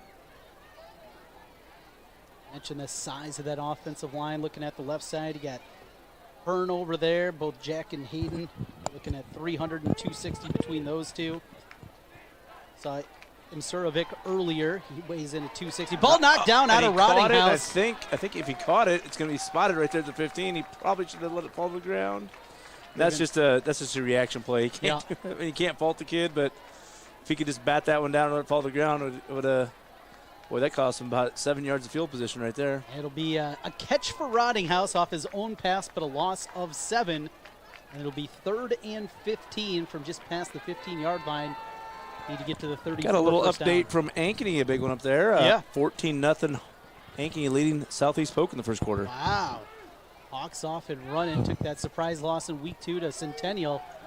Playing well. They'll roll out Roddinghouse. Got him complete out near the first down sticks, and good enough for a first down on the completion to Jalen Ziegler. Just a little breakdown in coverage there from the Rough Riders. It was just a little flat route, 5-yard flat route. They turned up the field, and there was nobody there, so kind of a bust in coverage. One of the Rough Riders, were supposed to be the corner outside backer, did not have their flat covered out here. A pickup of 16 on 3rd and 15. Fresh set of downs for Urbandale from their 31. Roddinghouse and Booth in the backfield from the pistol. Twin receivers right, single left. As they're going to go play action. Looking for a shot. Up the field's got a man out there. It's complete. He found Friedrichsen again. The big play all the way down to the 25-yard line. A pickup of 45. That was just a one-man route, it looked like. They kept everybody in the block. Plenty of time for him just to go up and throw that post route. And I think his shoulder's feeling fine. Yes. He's made a couple of big plays with his arm after he left the game early. First play of the game from scrimmage. He was hit. Looked like a shoulder injury. Came in the second series and thrown a couple of deep balls so far. High snap. Roddinghouse hands it off in the middle. Nothing happening there. Kind of high snap there. Threw off the blocking schemes a little bit, but kind of a surprise up there in Ankeny, 14-0. Yeah. I don't know. I was at that, watched a lot of that Centennial game, and just no fire of the Ankeny Hawks out of that one. It was just kind of one of those. I think they thought they were just going to show up and win, and you know the Pizzettis will have their boys ready to go. So definitely a fun one there. Here we got a good one as well. 3-0 Urbandale with the lead over Roosevelt. Jayhawks on the move after a loss though on first down. Roddinghouse rolls to his right, looking out, got it complete as he finds Kai Black, a pickup of 8 on the play. It'll be 3rd down and manageable. I think Roddinghouse throws a pretty good ball. I mean, he throws those outs right on time. Has a nice arm on him.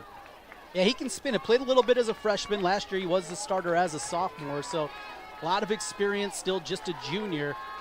I think he'll get some looks by some programs. Yeah, absolutely. And now 3rd down, we'll call it 4 from the 20-yard line. They'll hand it to Booth, but ripped down in the backfield. Colin Murphy. And number 8.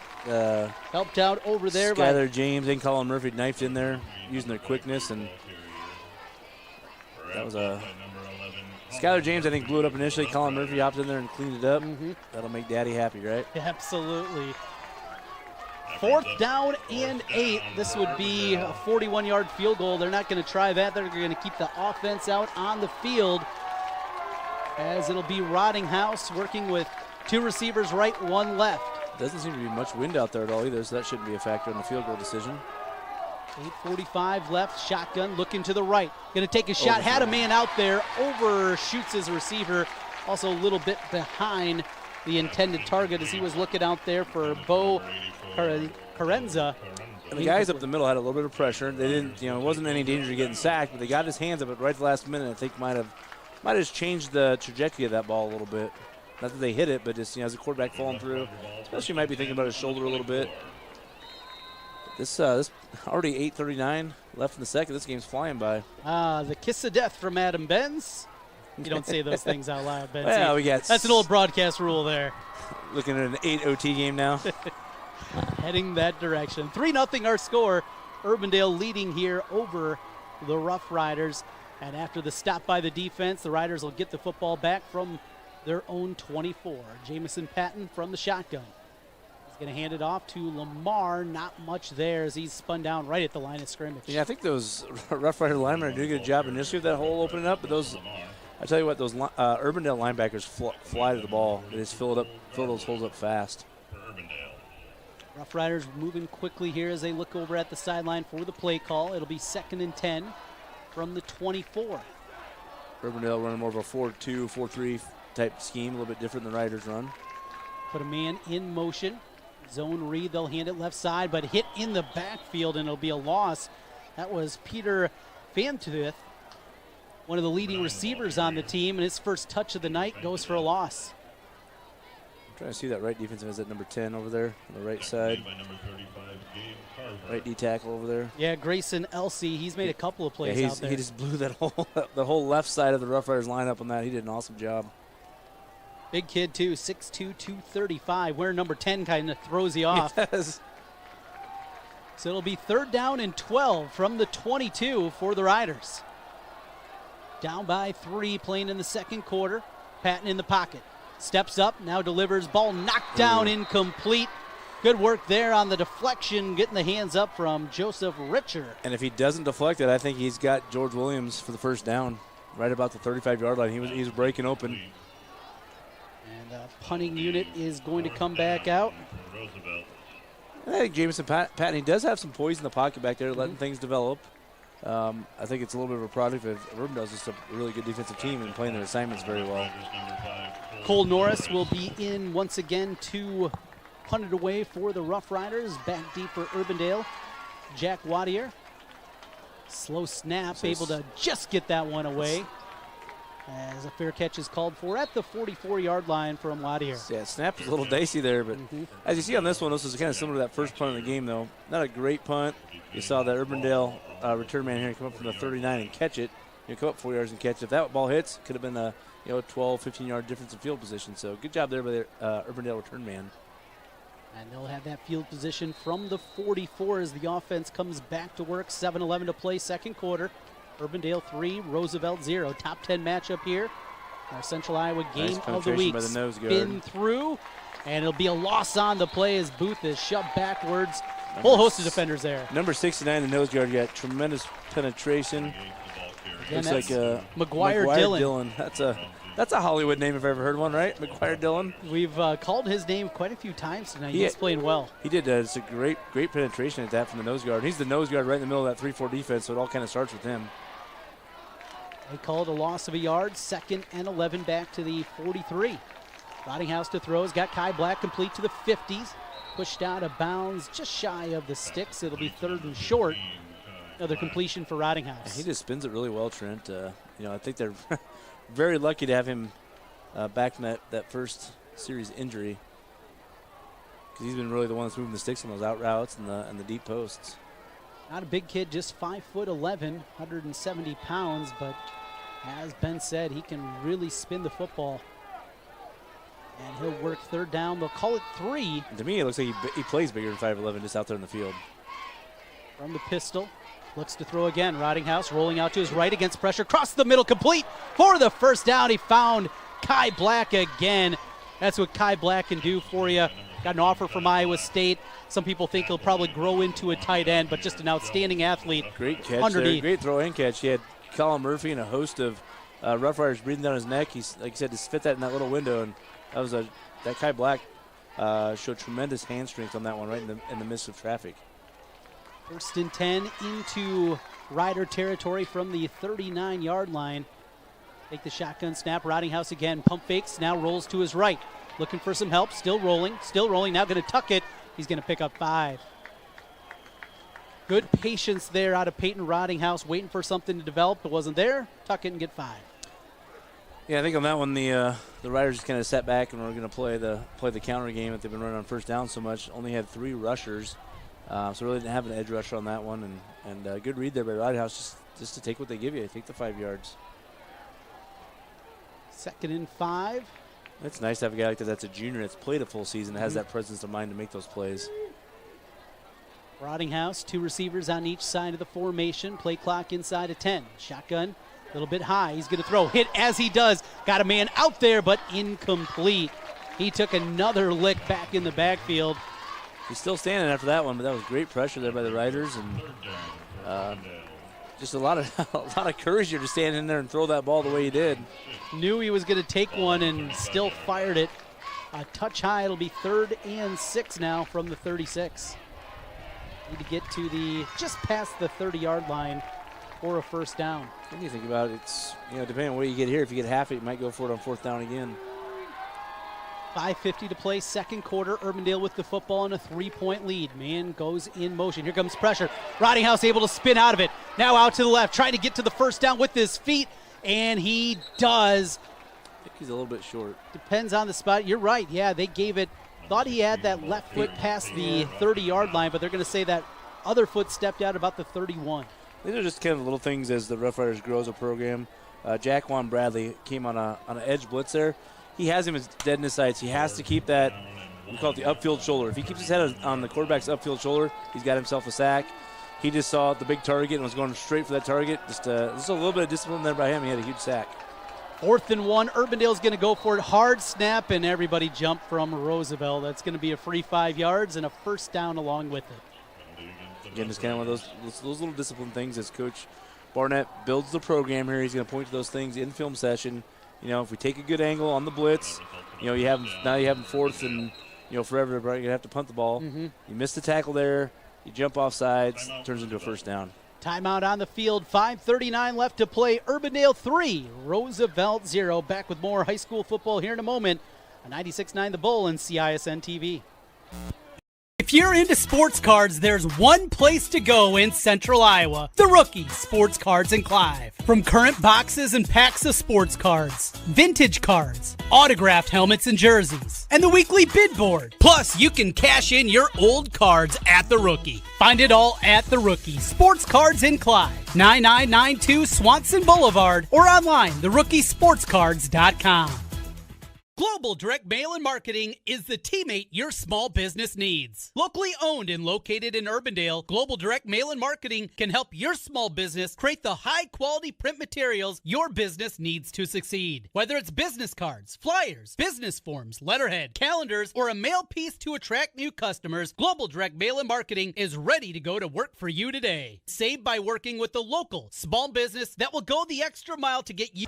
1st and 10, 25-yard line on the move is the Urbandale Jayhawks looking to build on a 3-point lead. Rottinghouse takes the snap, hands to Booth right side, breaks through a tackle, can't get through the second. He's hit. There'll be no gain on the play. Good penetration there on the left side of the defensive line with the Rough Riders kind of blowing that up.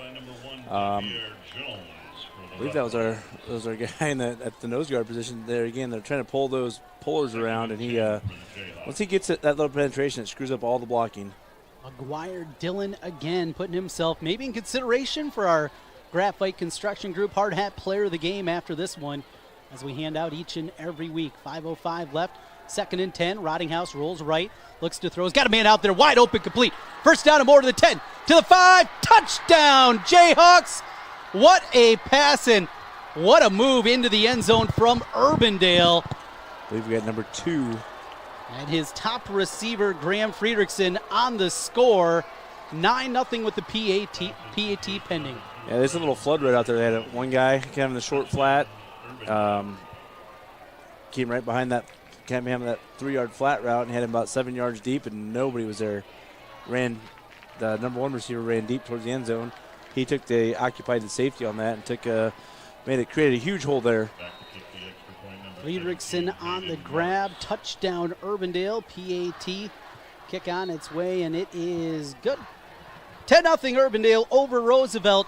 Second quarter, 4:55 left. Back with more high school football in a moment on CISN TV and 96.9 The Bull. If you're into sports cards, there's one place to go in Central Iowa. The Rookie Sports Cards in Clive. From current boxes and packs of sports cards, vintage cards, autographed helmets and jerseys, and the weekly bid board. Plus, you can cash in your old cards at The Rookie. Find it all at The Rookie Sports Cards in Clive, 9992 Swanson Boulevard, or online, therookiesportscards.com. Global Direct Mail and Marketing is the teammate your small business needs. Locally owned and located in Urbandale, Global Direct Mail and Marketing can help your small business create the high-quality print materials your business needs to succeed. Whether it's business cards, flyers, business forms, letterhead, calendars, or a mail piece to attract new customers, Global Direct Mail and Marketing is ready to go to work for you today. Save by working with the local small business that will go the extra mile to get you what you need. Global Direct Mail and Marketing. Call Craig at 515-282-3000 and get your next project started today. 9 the Bull. 9-0. The PAT was no good. My correction there. Urbandale with the lead over Roosevelt. Kick into the end zone. Barely hit at the one and just skipped in. That's... gosh, I always get nervous when those guys let those balls go in the end zone. And even seeing the NFL and college, it's like, what if it's just short? I mean, if you do have a kicker that can just place it wherever he wants, put that sucker on the half yard line with some backspin, and he could be very, very dangerous. But could be.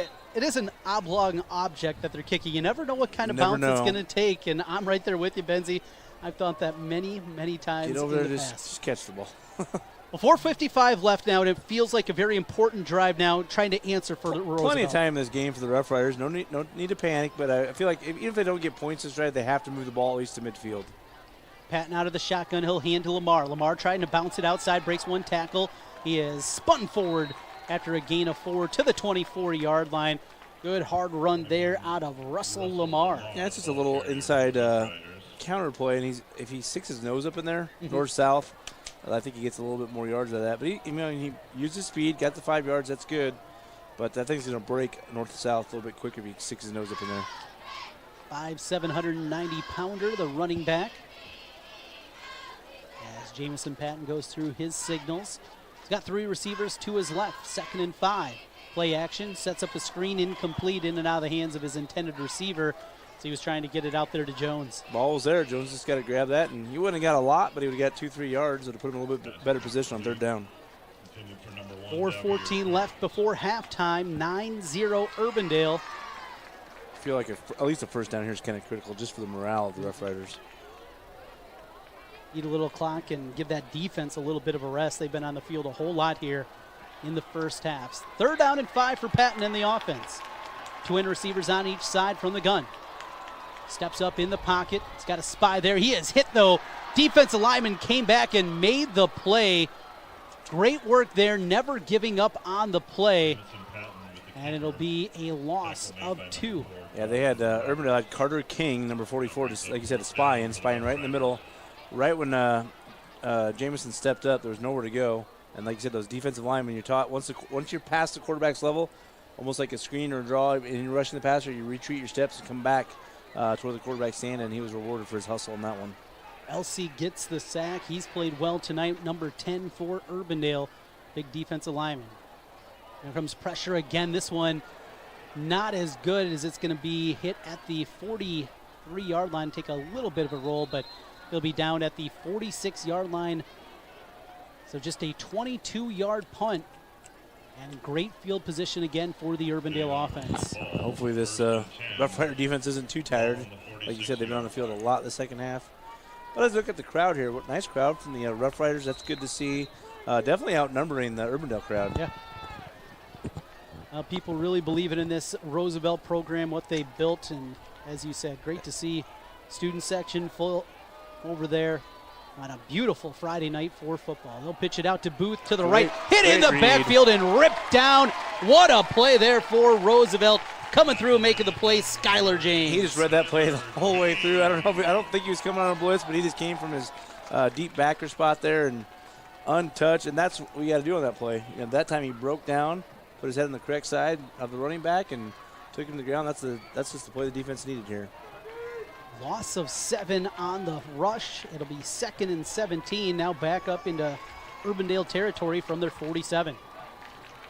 Rottinghouse takes a shotgun snap, rolls left. Looking for some help, now throws it out. Ball nearly taken away.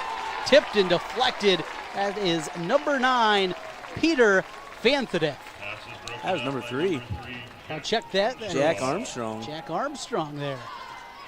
So Armstrong makes the play, 5'10" cornerback, broke on that ball beautifully. Another half step. He might be dancing in the end zone. Close to a Riley Moss pick six. 3rd and 17 now for Urbandale. 2:41 left, and it's one of those, don't want to make a big mistake, up 9-0. No. They bring pressure up Screen the middle, play. setting up a screen, throws it to Black, incomplete. Hit on the ground as he dove after it. And the punt unit will have to come out for Urbandale. There's a stop.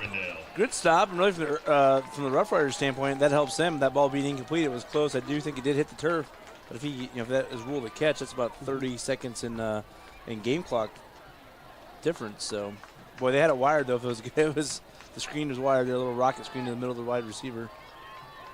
There was some pressure coming up the middle, and Ridinghouse just couldn't get quite enough on that pass with the pressure in his face. Urbandale to punt it away. Good snap. And a spiraling punt. Fair catch called for at the 20. No, check that. Didn't call for a fair catch. Looked like I saw a wave there of the hands. So he called the fair catch, and then his counterpart caught it, so then he's live. So kind of odd when you see the two receivers back there, or the two returners. But Davier Jones grabs it at the 20-yard line, and Rough Riders get the ball right back. A 3-and-out stop for the defense. That's a big stop, and if they can just get some points here, that'd be huge right before half. Give them a lot of momentum, a lot of confidence. They've got the weapons to do it.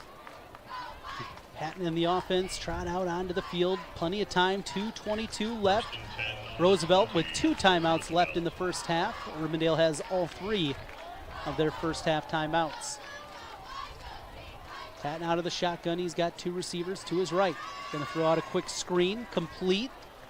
And fighting forward for about a yard out there. Pass is complete to number 9. As he found Peter Vanthedeth. Picks up a yard on the play. In fact, no, didn't even give him a yard.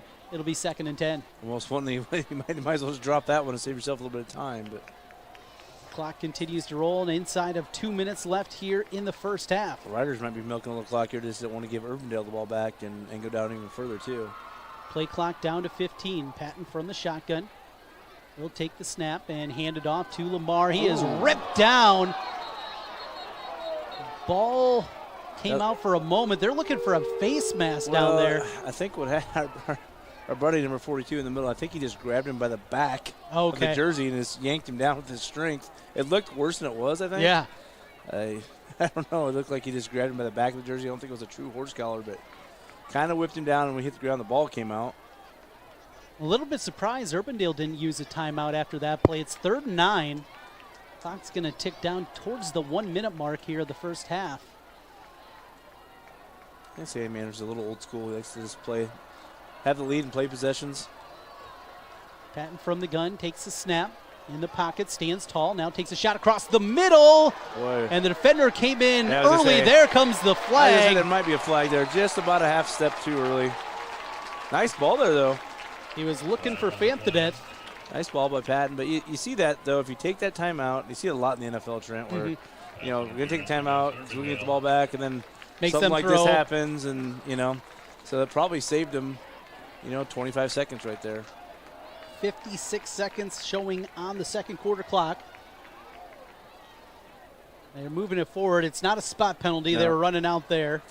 They were thinking we're NFL rules. Yep. I don't like that rule in the NFL either. You don't like the spot foul? Shouldn't be a 56-yard penalty in any sport. So they'll move it up to the 36-yard line, Maybe do it in increments, if it's over 50 yards, give them 25. There's another throw, ball incomplete, in and out of the hands of his intended receiver, George Williams. You got 3 receivers way too close in the routes. I think there's a little confusion on the routes there. George looked like he was a little surprised the ball came that fast. Patton does throw a good ball himself. Just got to work with the timing. I think there shouldn't be 3 receivers within 6 yards of each other, so maybe a little miscommunication on the routes on that one. It'll be 2nd and 10, 50 seconds left. Roosevelt from their own 36-yard line. Patton, 2 receivers on each side. He's got Lamar with him in the backfield, throws it short, complete, knocked out of bounds after a pickup of a couple. A good physical tackle out there by Parker Stewart. I'd say this Urbandale Jayhawks defense, they run to the ball and they run hard, don't they? All over the place, and they have shut down Roosevelt here in the first half, leading 9-0 with 45 seconds left to go before halftime. It'll be 3rd down and 8. Nothing fancy from Urbandale Jayhawks. They just kind of sit back and a little Phil Parker-esque, just let things develop in front of you, run hard and make tackles, and not a lot of blitzing, nothing fancy. Patton has to roll out. It's got pressure coming. That one. Now still pump fakes. Now wants to go the other way, but he is sacked. A big loss of the play of over 15 yards. Now they might use the timeout there. 30 seconds to go, and there's the whistle for the timeout. And again, that's one thing that that Patton's got to learn. You just, against a defense like this that Swarman runs really well, you just don't have time to do that. A loss of 16 on the play, so move it all the way back to the 22. Will be. Boy, I think the we've seen the last couple long snaps have been a little shaky. They have, yeah. So not a lot of velocity. Wouldn't be surprised if the Jayhawks go after this one. Official is making some signals back. We'll keep it right here as we near the end of the first half. They're going to put, it's like 35 seconds on the clock. Yeah, he went down to about 36. So I suppose the Jayhawks were calling timeout immediately on that one. So it'll be 35 seconds, and it'll be. How would you like to see a state championship game in this stadium in in November? Wouldn't that be nice? Nice cold weather. Well, as long as we're up here and not down there, I'd be okay with that. Beautiful stadium though here at Drake. Reminds me a little of Kingston Stadium where Cedar Rapids has that aura, that old school horseshoe bowl look. It'll be 4th and 30 as the punt team comes out. Snap will be critical on this one. Cole Norris, the punter, he's done a good job against pressure, getting away a couple of good punts. Snap back, it's high again. Norris this time able to get another high punt into the breeze, another fair catch, and brought in by Jack Wadier. He'll get it at midfield, and that's where Urbandale will get the football back. 28 seconds I'm left. going to call Coach Amsterdam, who's ultra conservative on that one, because that would have been just sending the dogs after the punter on that. But then I think in that situation, you don't have a whole lot to lose with 30 seconds on the clock. Sometimes coaches think, well, what if we rough him up and don't get to it, and then it gives him a free first down. It's like the way my defense has been playing, I would have took a chance there to block it, go up maybe another touchdown. They'll get it with 28 seconds from midfield. Rottinghouse throws it out wide, incomplete. He was looking out there for Friedrichsen, but couldn't find him. 2nd and 10. No, and he couldn't get the ball to him because there was good underneath coverage there by Davier Jones. Playing that, he said there was a couple times the flat's been voided out there, and he had the flat covered and doing his job, playing the scheme well on that one. We've called his name quite a bit, Davier Jones. Yes. He's all over the field doing all kinds of things, blitzing, playing coverage. 2nd and 10, 3 receivers left. Pressure comes, able to throw it out, but wide. Had Kai Black with the step, but again, that pressure, and that's one thing Roosevelt's been very consistent, bringing that pressure in the face of Rottinghouse. And it's just tough for a high school offensive lineman. There's some good ones out there, but collectively as a whole, there's going to be some weaker spots. When you have this much team speed to try to block, someone's generally going to bust loose more often than not on that pass rush. Now 3rd and 10 from midfield. I'm willing to bet that this is the best offensive line the Riders have seen all year. Yeah. And they're still getting pressure. Rottinghouse sets up in the pistol. More pressure and able to spin away. Now going to take another shot up the field. One-on-one coverage. Complete. Touchdown Urbandale. A 50-yard strike. Rottinghouse put it right on the money. And a late score for the Jayhawks. And poor Jaquan Bradley did the same thing he did that one time he had the sack. He's coming scot-free. He's going towards the right at the quarterback. You have to go to his upfield shoulder. If he has his head on his upfield shoulder, it's another sack, big play. And, again, that led to the last touchdown that they had. Don't mean to pick on the poor kid, but if he just, if someone tells him, keep your head on the upfield shoulder outside of the quarterback, he's going to make some big plays out there. There's the PAT on its way. That one is good officially. 16-0, Urbandale with the lead over Roosevelt. 8 seconds to go in the first half. We come back with more high school football here in a moment on CISN TV and 96.9 The Bull. I'm Joe the Car Guy with Westside Auto. I'm excited to tell you about our new lifetime oil change plan. When you purchase our plan, you'll never have to pay for an oil change again. If you get a different car, simply transfer the plan over. If that car's oil needs are different than your original plan, just pay the difference. It couldn't be simpler. You won't have to worry about inflation or prices going up. Give us a call at Westside Auto Pros to get details on the lifetime oil change plan. And remember, when I say lifetime, I mean your lifetime, not just your car's. For all of your and your family's eye care needs, make it Elite Eye Care. Dr. Ethan Heisman, Dr. Heidi Bell, and Dr. Kelsey Sawatsky provide expert eye care close to home. From eye exams to contact lenses, eyeglasses to sunglasses, make Elite Eye Care your local optometrist. Set up your next eye care appointment with Elite Eye Care, 9250 University Avenue in West Des Moines, and online at eyedoctordesmoines.com. Of your field. Go to victorymounds.com.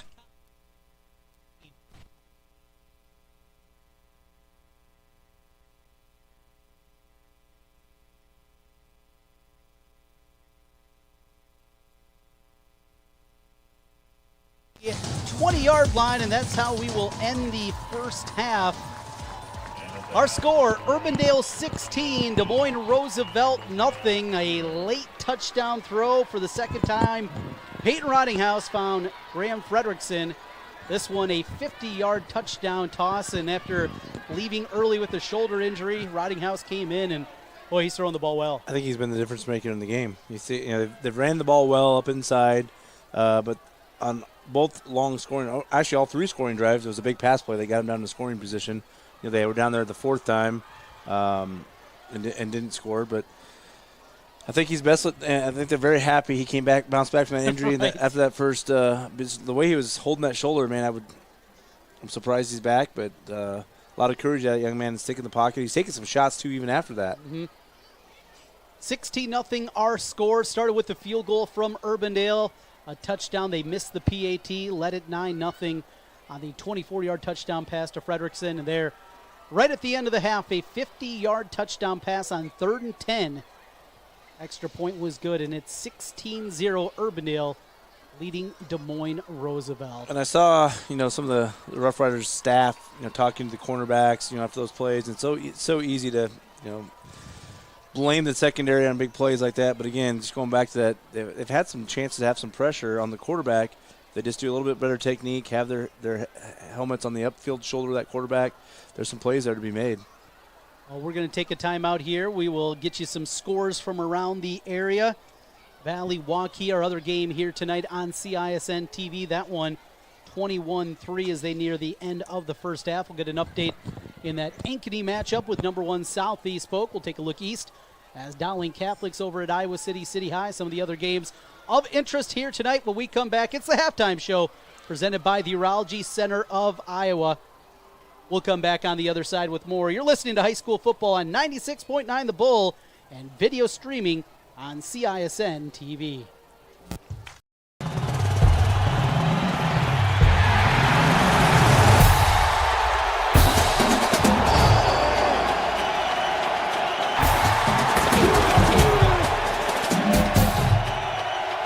Global Direct Mail and Marketing is the teammate your small business needs. Locally owned and located in Urbandale, Global Direct Mail and Marketing can help your small business create the high-quality print materials your business needs to succeed. Whether it's business cards, flyers, business forms, letterhead, calendars, or a mail piece to attract new customers, Global Direct Mail and Marketing is ready to go to work for you today. Save by working with the local small business that will go the extra mile to get you what you need. Global Direct Mail and Marketing. Call Craig at 515-282-3000 and get your next project started today.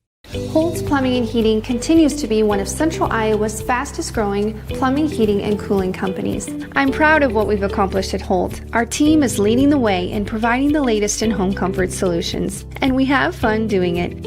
Our passion is to be the clear first choice for all your plumbing, heating, cooling, and home service needs. And at the end of the day, a job well done and a happy customer means everything to us. Just one more reason why more and more Central Iowans are saying, let Holt handle that. Obsessively, relentlessly. That's what you can always expect, even when faced with the unexpected.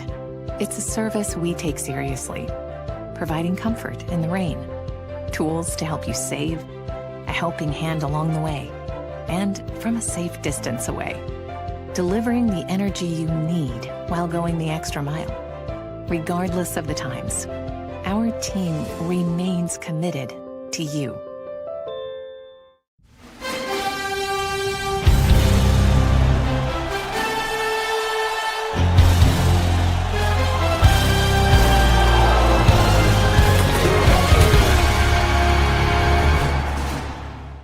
Our team at DeArmond Ford Indianola are committed to giving you an exceptional ownership experience. As a family-owned business, my dad and I are in the dealership every day to ensure you experience the DeArmond difference.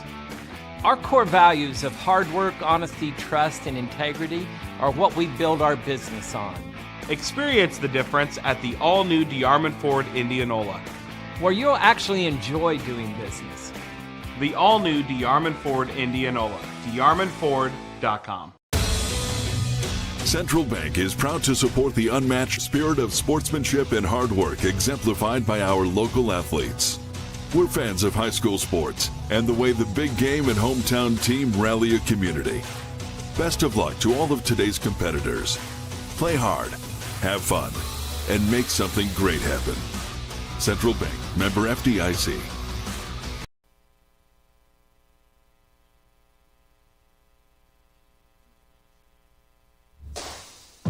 Trent Condon, Adam Benz, back with you high atop Drake Stadium from the presidential suite.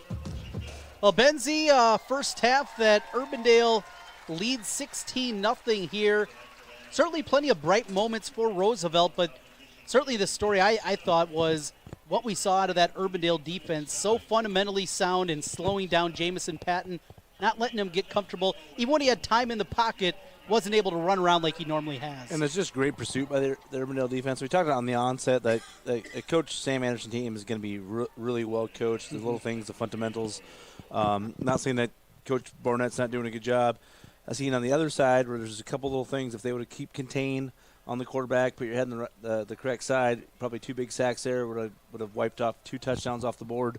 So those are just the little things. You know, sometimes you notice you go to maybe the difference between some of the suburban schools or the city schools. You look down there, and I think Coach Barnett and the staff are doing really well, but there's only 4 or 5 guys down there. You go to an Ankeny game, each side of the sideline, Centennial versus Ankeny, each side's got 14 guys down there. You know, they get 10 volunteers. So that can help too, because maybe you don't have all the eyes seeing those little things. That can make a huge difference. But again, we saw the crowd looks really nice out here. Regardless of the outcome of this game, I hope the Roosevelt Rough Rider community just kind of keeps this momentum going, stays behind this team, because I see some good things ahead here with Coach Barnett and what they're doing. Yeah, done a really nice job with this squad. They came out, like you mentioned, it's a step up in competition. They knew that coming in. They knew that what Coach Anderson does year in and year out with that school. And it was funny, I was talking to Coach Anderson for our pregame show earlier this week, and one thing he mentioned is, there was so much talk about what they were going to do. There's talk of, obviously this year we have now the 5A class and the extra class that was added. There's talk of going to 2 classes of 8-player football. I think that's in the future, probably a direction that's going to be coming sooner rather than later. But also, the socioeconomic impact. He said, well, it worked out about as bad as possible for us because of the 36 schools in 5A, we're the 36th biggest. They're the 36th biggest. Yeah, they're right on the cusp there. On the cusp being 4A. Well, and look right now what's happening in a place like Indianola. They're ranked number 1 in the Des Moines Register. They're now playing 4A football. On a year-to-year basis, they weren't competing, certainly with the Dowlings and the Valleys and the Southeast Polk and Ankenys of the world. But now they're at a level that is a lot more. And same thing for Urbandale. They're landlocked. They're not going to get bigger. There's not going to be an influx in terms of numbers. They know they're going to be the smallest of the suburban schools that's out there seemingly every single week. But this program still, they got a shot. This is a good football team here tonight. And the way Rottinghouse has played their quarterback, not a big guy, but he's standing in there tough, and he's delivered a couple of nice throws. Very gutsy kid. Yeah. I mean, nothing seems to rattle him. He just sticks right there in the pocket. And I think the Rough Riders brought some good pressure, and it hasn't made him waver at all. Let's take a look here. Some of the scores from around the area. Let's start with another big matchup here in Central Iowa. And the halftime show presented by the Urology Center of Iowa. Number 1 Southeast Polk down early 14-0 to the Hawks from Ankeny. Ankeny won that game a year ago for the state championship. Now 14-7 as Jackson Daly, a 15-yard touchdown pass to Cole Falloon late in the first half. 14-7. Ankeny leading Southeast Polk. That'll get him right back into that one. And got to thank Brett Bentz, my daughter, giving us some correspondence from the Ankeny game, giving us the early scores on that one. So thanks, Brady. Good work out of her. And from there, let's go east over to Iowa City High. Mitchell Moore's new team, the former Roosevelt head coach, now at Iowa City High, tied up with Dowling Catholic 7-7 in that one as they just start the second quarter over there. How about Tom Wilson and company hopping on the bus and making their way over to Iowa City? And Benzie, for you and me, us older guys, it's great to see City High back competitive again because, that was such they were a power. Juggernaut back then. Tim Dwight, Rob Tyne, those guys, they were just like, it was an incredibly force to be reckoned with. Glad I was in 3A and didn't have to play those guys. Well, good to see Mitch Moore, and no surprise what he's doing at City High. Again, 7-7 the score there with Dowling Catholic. Our other game here tonight on CISN TV over at Valley Stadium. It is 21-3, Valley with the lead over Waukee. Adam, you're an Ankeny guy. You remember the split 8 years ago, Ankeny and Ankeny Centennial, and there was initially a pretty big divide between the two. Centennial is where a lot of the coaches went. It was the newer facilities. There was a lot of those things. Took a little while. Now Ankeny very quickly caught up, but feels like we're kind of seeing the same thing happening right now in Waukee Northwest, even with their 0-3 start. I think 18 of the 21 varsity coaches went to Northwest. Jim Dewey, the athletic director, probably had the upper hand overall here in year one. Yeah, and it was interesting. I was new to town when after the split happened. I was only been there a couple years. Of course, my wife Bobby's from Ankeny originally, and she's grew up the a mayor, Hawk. right? Soon, city council, soon. maybe the governor, but the governor of Ankeny. I like governor. that. But it was interesting because they knew I was a football guy and a coach coming in, and there was a certain sect of people who was like, hey, we don't want this split because we want to win state championships. And I think a lot of people were surprised. I said, I like participation. I'd rather see two teams of 80 kids out there instead of one team with 150. Let's get a lot of kids play. Same thing for Waukee. It's better to have. It's tough for Waukee. Coach Baker, Gabe Baker's a really good coach. He'll get things rolling over there as time goes on. There's just a certain thing where I don't know why it happened in Ankeny. I don't know why it happened at Waukee, but it seemes like everybody went to the new school, all the teachers and the coaches, and that's what they chose. And maybe it's just the newness of it, something new, and maybe they thought it might have been just happenstance that all the athletes seem to be in the new school. But Ankeny's they've competed. They won a state basketball title. They've won a football title, been in the state title baseball game. So if Waukee just keeps hanging in there and keeps developing kids, and I think that's what we see at the high school level, just across the board. We see a lot of parity now. Yep. Because back in the day when I grew up, it was Valley had a sweet weight room. That's about it. You'd see pictures of Valley's weight room, maybe a City West or a City High. But all these schools now have tremendous weight rooms. They have strength and conditioning coaches, so it's kind of leveling out the playing field across the board. And you even see, 1A schools will have a strength and conditioning guys, so that's awesome to see. I've being around the seat, just visiting guys that are in the coaching world. Sigourney, Coach Jensen down there is getting things going. They've done some things in their weight room and done some nice things there. So you see even these smaller schools building it, and brings a little bit more parity just across the board, and anybody can compete. You like this score as we take a look back at the scoreboard at the half? Harlan 31, Glenwood 6. That's kind of an old rivalry, an old District 8 rivalry there, but that was supposed to be a little bit of a test for Harlan, but they've got some things going there, and Coach Todd Blatt took over for his dad. I will say that he's not splitting wins, and piling up wins that way. Yeah. I love Jerry Pizzetti, but I think the win record there is a little tainted when you're just when two people can get a win in a game. I don't know if that's right or not. So I'll go on record saying that I'm not afraid. I love the Pizzettis, but let's just give one guy the win. Marshalltown up 7-0 over Fort Dodge. That one is in the second quarter. And a little bit of a surprise there. Marshalltown with the lead over Fort Dodge as they near the end of the first half. Fort Dodge also another one of those schools benefiting with the new class system and them being in Class 4A. Pretty good program there. Let's take a look out west. How about this? It is ACGC and West Central Valley. This one all Chargers 42-0 at the half of that one. Carroll a 14-0 lead over Storm Lake. Just some of the scores starting to roll in here on a nice Friday night. Also, Indianola, we mentioned them a little bit earlier. They lead Lewis Central 7-0 at the end of the first. That's a big one right there. That'd be a huge win for the Indianola program. And, of course, they've got some kids down there that have had some success in track. Carter Erickson being one of them that I know of. Know that family well. And he's been invited now, as I know the Hawks are looking at him as a preferred walk-on type kid. He's getting some interest from the North Dakota States and the FCS schools like that. But Nice to see Indianola. I think it's just a product of a little bit better level of competition for them. You know, it was tough for them to compete against the Downlings and the Valleys and the Ankeneys, and I think they've always had some good kids down there. It's just a numbers game. You know, I think they were going to battle sometimes with 40 to 50 kids when some of these programs had 70 and 80, and now I think with a little bit of success they had last year, they had a good year last year, that helped them out, and they got more kids to come out, and you know, with the development of the trap program and stuff, I think it's helped the Indians out a lot down there. Here at the half, once again, our score 16-0, Urbandale leading Des Moines Roosevelt in the Central Iowa Game of the Week, a top 10 showdown. This one all Jayhawks, and a couple of touchdown passes from Rottinghouse as he was able to find Graham Fredrickson for both of those scores. Also a field goal early, 16-0 our halftime score as the Urology Center of Iowa halftime show continues. Quick timeout. We'll come back with more on the other side. Still about 5 minutes left to go before we get to the second half kickoff. We will come back on the other side. You're listening to high school football on 96.9 The Bull and video streaming at CISN TV.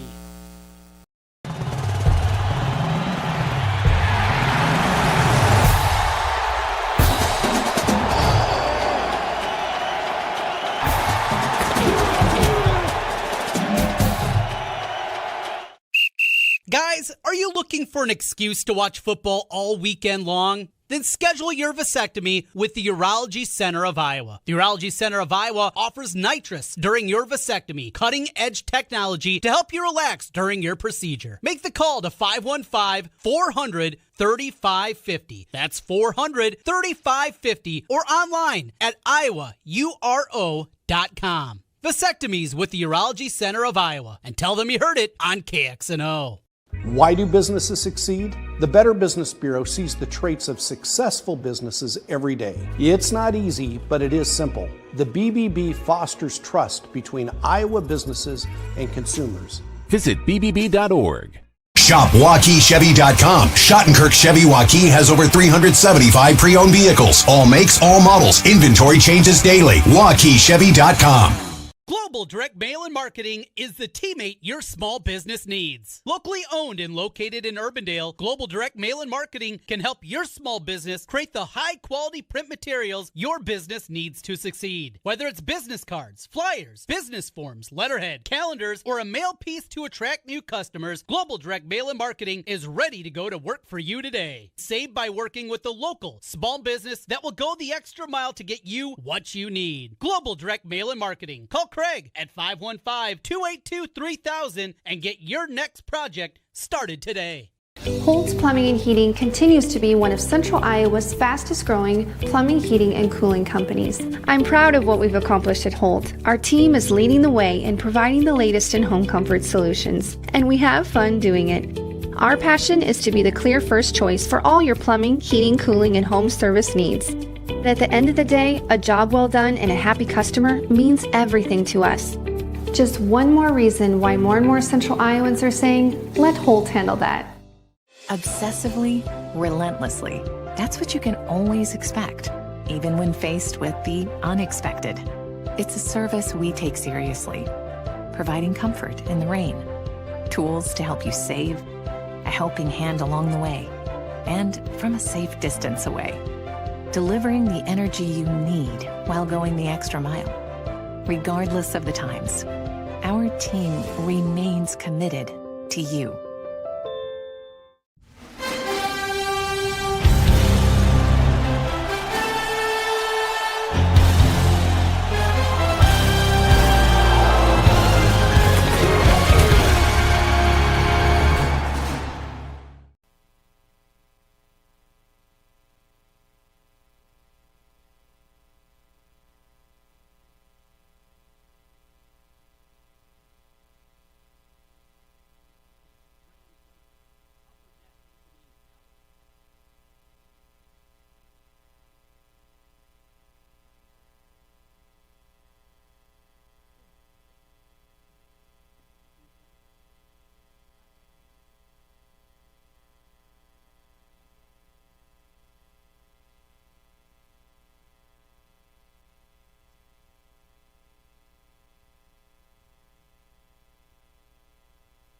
Alongside Adam Bentz, glad to have you aboard with us as we near the end of the first half.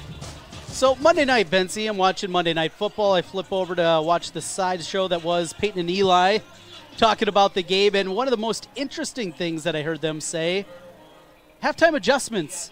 It's a thing that guys like us up in the booth talk about, but there's really not a ton of adjustments that actually happen in the halftime locker room, at least at the NFL level, according to those guys. Yeah, there's probably talking about, really you probably see a lot in the run game, to be honest, because your passing game. Defensively, if they're trying to run a lot inside, you might try to beef up the middle. If they're trying to get the edge, you might adjust some things that way. And offensively, the same thing. I saw some adjustments right after that first series by Urbandale. Urbandale was trying to get really, really wide on their running plays, trying to do some sweeps. The speed for the Rough Riders appeared to be too much, so they went back to the inside running game. And then after that, once they got the running game going, they really played off the play action, and that's what allowed Rodinghouse to hit some of those big plays. Take a look here at the first half numbers. Again, 16-0 our score. Urbandale with the lead over Des Moines Roosevelt. Starting things off for the Jayhawks in the first half.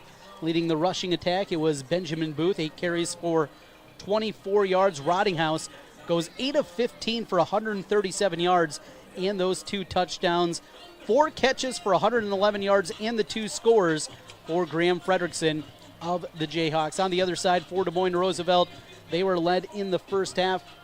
Jamison Patton had 9 carries for 23 yards. He was 3 of 6 passing, though just 16 yards through the air. Leading receiver in the first half, that was Peter Fanthedeth. He had 2 grabs for 8 yards. So our first half numbers here.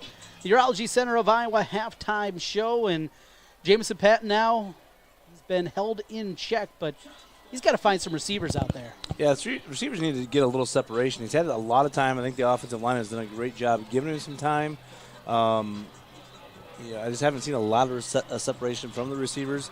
I think a lot of that, nothing wrong with the receivers or what they're doing. I think it's just the discipline and the talent of the Urbandale defense has a lot to do with that, I think. Now, they've been sideline to sideline, making some big plays out there. We've both been very impressed by Cole Garwood, the outstanding linebacker. He's been filling holes and making plays. We've talked a lot about Grayson Elsey, defensive lineman wearing number 10. He's been all over the field for this football team. So really good defensive effort to this point. Ziegler's been out there in some plays. Just fundamentally sound. It's a Sam Anderson team. Yeah, and that, the only junior, Cole Garwood, I don't know what he runs speed-wise with the 40, but, just body type-wise, he looks like a guy that could garner some interest at the next level. Obviously, I can see that Grayson Ells, he could play at the next level somewhere, whether it's, NAA look or D2 look. He's definitely got the body type for that. So a lot of good-looking athletes out here. Graham Fredrickson, again, another guy that's 6'2" at the wide receiver position. Yeah. A lot of people like big receivers, so got to give a shout-out to the Roosevelt band. They had a nice little performance there at halftime. Sometimes they don't get the love, but good performance by them. I look at the Roosevelt sideline here. Good numbers on the sideline, good participation. Again, hopefully, regardless of the outcome of this game, there is a lot of buzz around the program. Hope everybody keeps that going. 16-0 is the final seconds tick away here on our Urology Center of Iowa halftime show. Trent Condon, Adam Benz, and Benzie, not full-time that you're hanging out with me, no. You do have a real job.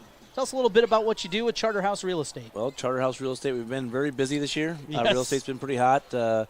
We do things a little bit different, save our sellers money with a low fee of $24.95. Also help buyers out as well.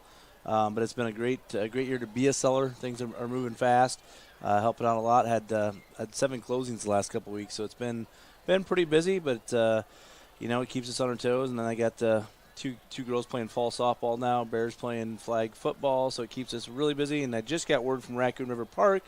My daughter Breeze hit it inside the park home run. Mom says it was legit, not the Little League inside the Parker. Right. Not a 3-air one. As they won their second game. So congrats on that homer, Breezy. That's awesome. As we get ready to start the second half, some confusion out there as Urbandale has a return team. Roosevelt has a return team out there. They all want the ball. I'm trying to think who. Remembering who kicked off to start the game. Well, Roosevelt kicked off because remember we had the kick where it was down there in the corner, but so I don't know why they would kick off twice. You wonder if that initial, when the captains came together, they said, we will kick, thinking that they were deferring. And when you say that, you're actually that is your choice. He showed us a message earlier that Urbandale thinks they're receiving, and that again, that's a little thing that could be a mistake if the captain goes out there and says we will kick. That is your choice. That's your choice. Yes. It's not like when you're playing Tecmo Bowl and you play kick or receive. Right. It's if you want to receive the second half kickoff, you have to say defer. So obviously a mistake there by the Riders that Coach Barnett will get straightened out. And part of the learning process. That's a tough one. Yep. Thinking you're getting the ball probably, and you talk about game planning. Yeah. They're probably the coaching staff was probably game planning for an offensive series or offensive set for the first half, and this kind of changes things up a little bit. They'll kick it short again. This one's going to be grabbed at the 26-yard line, but then fumbled. Goes back. Fredrickson able to get his hands on it and stumbles forward out just past the 30-yard line, and that's where Urbandale will start with the football. No, you're exactly right. I think I'm almost positive that's what happened. Yep. Poor kid that did that, but that's too bad. And those are just part of the things, part of the learning process, new coaching staff, new program, and things like that happen. It happens at all levels of football. How many times have we seen goofy things happen in the NFL? They've had to change the coin flip rule because of Jerome Bettis at Thanksgiving. And that's at the professional level, the highest level possible. 1st and 10 from the 31-yard line for Urbandale, as Rottinghouse will pitch it out left to Booth. Booth trying to get the edge. He is knocked back in. He'll be hit for a loss. Good play up on the sideline there. Physical tackle out there by Isaac. Kind of the same way they started the game with that outside, and they just cannot get wide in this defense. It's too fast. Maybe setting up for something inside, though. Loss of 5 on the play. It'll be 2nd and 15. Garcia on the tackle for the Riders. Urbandale up 16-0 as we begin the second half here from Drake Stadium. Thanks for joining us, Trent Condon and Adam Benz. And our game of the week. They'll pitch it the other way to Booth. Now they're going to throw it. Got a man out there wide open. Fredrickson all alone. 30, 20, 10. Touchdown, Jayhawks. The halfback pass works to perfection. Well, that's why Coach Anderson's on the sidelines. I'm up in the booth now. He was setting some up. I didn't like the wide tosses and ran it 4 or 5 times. They've been setting that up all game, weren't they, Trent? An absolute beauty there, and Fredrickson all alone. He's able to scamper in for the score, and it is all Jayhawks now. 22-0 with the PAT pending. As it'll be Rockney Carter in to attempt the PAT. Snap back, hold down, kick on its way, plenty of leg. It is good. 23-0, Urbandale with the lead. 11:06 to go in the third quarter as we come back. 96.9 The Bull and CISN TV. Out on life's activities because of hip pain? Ask your orthopedic surgeon about Anterior Advantage Hip Replacement, a leading solution in anterior approach hip replacement. To learn more, visit aahip.com. That's aahip.com. The performance of hip replacements depend on age, weight, activity level, and other factors. There are potential risks and recovery takes time. People with conditions limiting rehabilitation should not have this surgery. Unlike a traditional approach where the muscles are cut, the anterior approach allows the surgeon to work between the muscles, keeping them intact. By keeping the muscles intact, the anterior approach may allow for a shorter recovery, less pain, a shorter hospital stay, and fewer post-operative restrictions. Only an orthopedic surgeon can tell you if hip replacement is right for you. To find an orthopedic surgeon in Central Iowa that uses Anterior Advantage Hip Replacement, go to aahip.com and let your doctor know you heard it during our high school football coverage.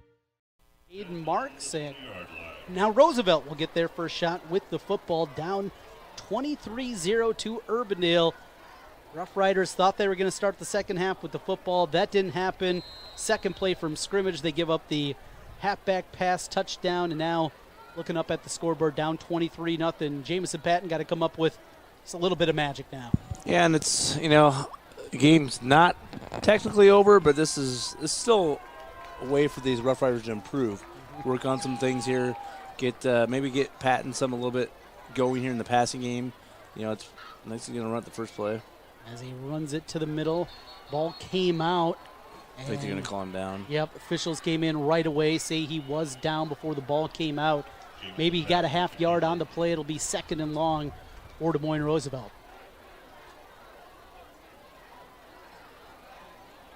Didn't get a shoe. I thought there was an injury down there. It was just a shoe tie, thankfully.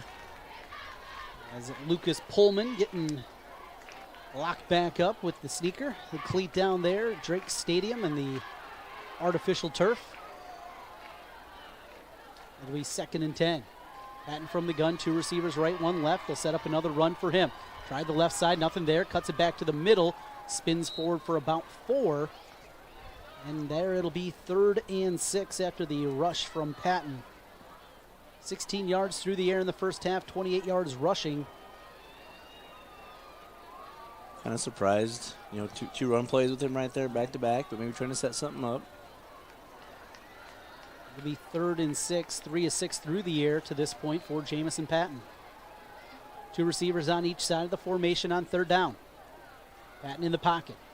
Good to time. throw across the middle. It is complete. Great First catch. down and more to midfield. He lost the ball. Came out, and it's recovered Just by lost the ball. Urbandale. Wow. Just plain old lost it. It was a big gainer there again for George Williams. Oh, it's too bad for George because, wow, he had a big gain. I don't think anybody hit him. He just plain old lost it. And that was, we got to get a chance to see Jamison Patton's arm right there. He just rifled that one. Yeah. Right on the money. Shows that he does have the arm strength to play quarterback. Mm-hmm. Just a unfortunate fumble there. And ball right back to Urbandale with 9:41 left here in the 3rd quarter. And the Jayhawks now looking for more. From the pistol, Rottinghouse.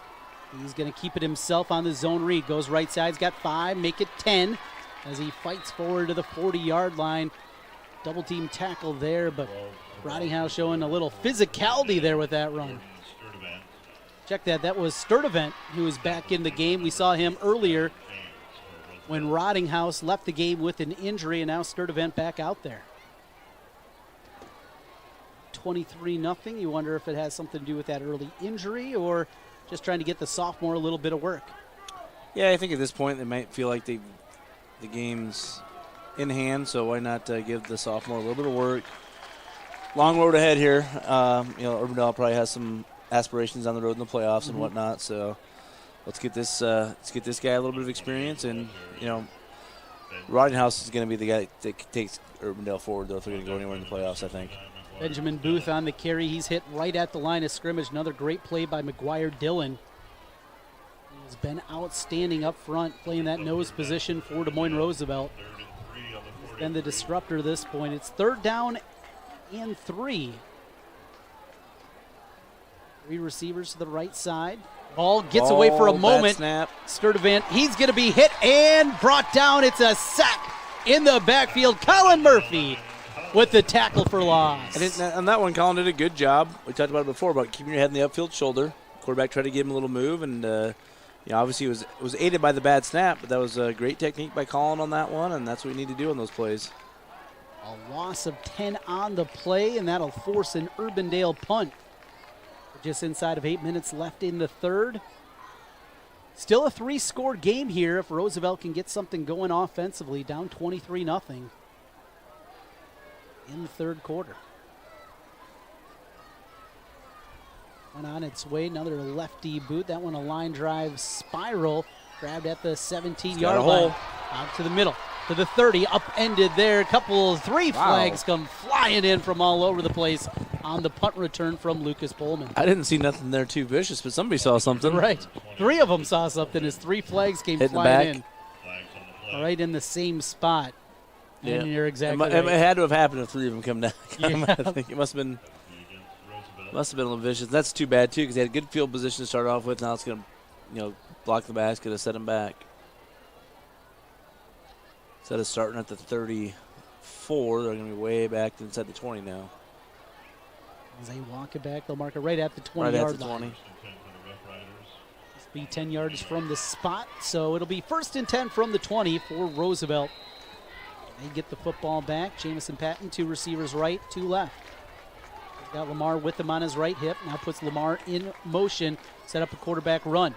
Patton gets to the outside, gets the corner, and gets knocked out after a gain of 7. Nice hard run there, but where that play was designed to set up was right where Grayson Else was at, and he's just a man-child in there.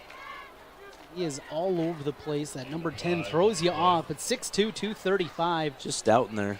He can run, too. Yeah. Not just a big body. He has got sideline to sideline speed. Second down, marked him out after a gain of 5. Said he stepped out at the 25. Patton 3 receivers left, single right. Looking to throw. In the pocket, here comes pressure. Rolls out to the left. Now takes a shot. Ball deflected in the air. Incomplete. Almost disaster there for the Rough Riders. That could have been the dagger if they picked that one up. Dawson Roberts tried to sell it that it came into his hands, but official right there saw it hit the turf. 3rd and 5. You know, one of the things, if there is a knock on Jameson Patton, is probably a size at QB. You know, it's listed at 6'1". I don't know if I'm 100% buying that. Got him listed in the 190 range. I'm not sure if that's 100% right. Or just looking at him and I compare him to the Urbandale QB, but it just feels like sometimes some of his passes are low. Patton to throw on 3rd down, had a man, but throws it wide, incomplete as he was looking for Jones out there. It'll be 4th down. And he certainly has some zip on the ball. Yes. Velocity is there. See it on the baseball field, plays 3rd base. Dunked for the first time last year in basketball. He's got the athleticism. It's there. Outstanding athlete and a lot of opportunities in front of him. And like you said earlier, Adam, I just love that he had opportunities. He had phone calls from people across the area saying, hey, we got a spot for you. A spot. You want to stay here with Roosevelt and try to do something special. And certainly he's already done that. He already has, yeah. I mean, this getting the streak was step one. And I think when you look across the board here, this Roosevelt team, there's a lot of good players, a lot of good things, I think, happening here. So, again, I think the scoreboard looks worse right now than it really is. Just a couple little things here and there. Hopefully people don't see the final score of this and say, oh, back to the old ways of the city schools, because I don't think that's the case at all. Fair catch called for at the 49, and that's where Urbandale will have the football just into Roosevelt territory. 1st and 10. As they go with a little power look here. And 3 backs along with the quarterback in the backfield. Rottinghouse back in. He's going to be hit and sacked. Pressure again up front out of that defense from Roosevelt in on the tackle. Walker Bennett was in there. Good pressure. And our nose guard, he was in there right in the mix of things. McGuire Dillon. He's a kid too. Well, look at this Roosevelt, Rough Rider roster. And I'm not talking about D1 schools, but we got a lot of good D3 schools here and high schools in the state of Iowa. Back when I recruited, you didn't think about Roosevelt as where I'm going to go look for kids, but there's some kids here that can play at the next level. Run out to the left, another loss on the play, and the Rider defense not quitting. They've been on the field a whole lot here tonight. I'm really impressed with them. Really impressed. Fighting hard. And they less 2 plays. They really honestly should have gave up about 3 to 10 points tonight. Ben right there. That makes it 3rd and 23. 5:31 left to go in the 3rd quarter. Urbandale continues to hold on to a 23-0 lead. Rottinghouse takes the snap out of the gun. Looks across the middle, nothing there. Now rolls out to his right. He's going to look to run, and he is wrapped up. Jack Armstrong. That was a hard tackle by Armstrong. Nothing malicious about it, but just a good old-fashioned keep your head up, run through, keep your head in the proper side, run those legs, and did a fantastic job there. That's one I think in film study tomorrow morning. Sam Anderson, the coaching staff, is going to tell Peyton, hey, you already took a lick in this ball game. That's one. It's 3rd down and forever. Just slide down. Chuck it, slide. Yep. Even at this point in the ball game, take the illegal forward pass in that situation. It'll be 4th and 15 after the short gain there. And Urbandale to punt. Pressure comes, nearly got to him. Colin Murphy put it on him. It's at the 24-yard line. Going to take a beautiful Urbandale bounce down to the 10-yard line. And it'll be grabbed right there by the special teamer, Casey Ross. 1st and 10 from the 10 as the Rough Riders will come back out onto the field. Murphy could have maybe came across the punter's foot there and laid out. He had a chance at it. It's kind of always a tough one, too. You don't want to rough the punter, give him a first down, especially when it's 4th and forever. Colin Murphy, the son of WHO broadcaster Keith Murphy. Cohort over at KXNO Radio, and Colin's tall. He's got long hair. He is nothing like his father. got the looks from the mom. Yeah, good looking on top of it. I had swing and a miss on all three from Keith. 1st and 10 here as Patton looks to throw. He's got it complete out to the left side, slipping through a tackle, spinning forward for a gain of 7. Good play out there to Jones. Yeah, it's just nice to get a little something going. I think if they can get something going just to get these athletes involved, that's something to build on. Maybe you don't win this game, but you got to keep building for the future because the games aren't always going to be easy going from here on out. And then I think the Riders have some aspirations to make the playoffs. Yep. They got a playoff game coming up. They got to win a couple games in the playoffs. You have to get all these athletes involved. It can't be just Jamison Patton putting it all on his shoulders. Urbandale also got their sights set on the playoffs. Take a look at some of the schedules coming up here as they run it up the right side, but nothing there, covered up quickly. Next week it'll be homecoming for Urbandale. They'll welcome in the Scarlets from Des Moines East. Then it'll be a road trip to Ankeny to take on the Jaguars. That should be a good game there. That'd be a good battle there. After that, the long road trip out to Sioux City, take on the Wolverines of Sioux City West. And then they wrap up with the Waukee schools, Waukee High in Week 8. And then the Jayhawks finish up with Waukee Northwest in Week 9. They're down in 3 for Patton. Looks to throw. He's got Williams out there, complete, good throw, and threw in a spot where only George Williams could get it. That's the throw that the guys that want to see at the next level. Spot throw, has some velocity on it. And George Williams had a really nice game, less that fumble he had there at midfield where nobody hit him. But he's been a really nice target. He's only a junior as well. So these two will be playing pitch and catch for the next year and a half here, and be fun to watch. There's a throw out. Look for Williams again, just past his hands. And the ball's on the money again. Nice pass. Patton trying to play some pitch and catch out there. Good coverage out wide by Dawson Roberts, but Patton just put it to a spot he couldn't get to. 2nd and 10, though, on the incompletion. For Des Moines Roosevelt, doesn't get any easier next week as they'll take on the defending state champion Ankeny Hawks in Ankeny. 2nd and 10 for Patton. Look for something in the middle. Nothing there. Now going to throw it away. Good decision as the pressure was coming from Urbandale and Nicole Garwood. It's just been tough for them to get something going here. After next week for Roosevelt and that matchup with Ankeny, they'll get Des Moines North, followed by Marshalltown, Sioux City East. And they'll close with the Valley Tigers over at Valley Stadium in Week 9. 16 teams will make the playoffs. These teams hope to be there after the conclusion of Week 9. It's 3rd and 10 for the Rough Riders, down 23-0 here in the 3rd. Patton with the throw out complete. Just to pick up a 5, though, on the play. Not going to be enough for the first down on that one, I don't think. And they maybe contemplate going for it here. Going to keep playing that field position game. It's still a 3-score game. So you get something goofy. You get a lot of time special left. Teams. We've seen crazier things happen. Maybe some kind of hurry-up offense, something like that. Patton gets in a roll. And the Riders play with pace anyway, so yeah. Doing the hurry-up would not be that dramatic for them. They played with some pace in the first half. I think they probably slowed things down just a little bit, just for the simple fact to get their defense. They might have too many men on the field, I think. Running off late there for Roosevelt. That was Shamarki Abdi. 5-yard penalty, and they'll march it back. They'll make it 4th down and 11. Back in again for the punt team. It's Cole Norris. Another high snap. Norris able to get it away. That'll bound at the 36-yard line. Take a Rough Rider bounce. Out near midfield, just shy of it to the 48. 27-yard punt. And the football back to Urbandale with 94 seconds left in the 3rd quarter. Urbandale 23, Des Moines Roosevelt nothing.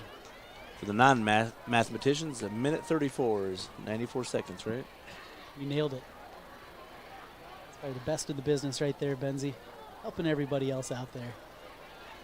Well, big goal line stand in Ankeny. Southeast Polk had the ball on the 2-yard line. 3 false starts later, they did not get in the end zone, so still 14-7. A little upset brewing there. Here's a run to the left side. Nothing out front. Another penetrating play by that defensive front from Des Moines Roosevelt. Oh, Skylar James coming from the 2nd level again, number 8. I really like that kid. He plays hard, fills the hole hard. Again, there's several guys in this Roosevelt defense who I think could play on Saturdays if they wanted to. I think it's important for those guys to understand that too. They don't always have to go to Iowa State, UNI. There's a lot of good schools here in the state.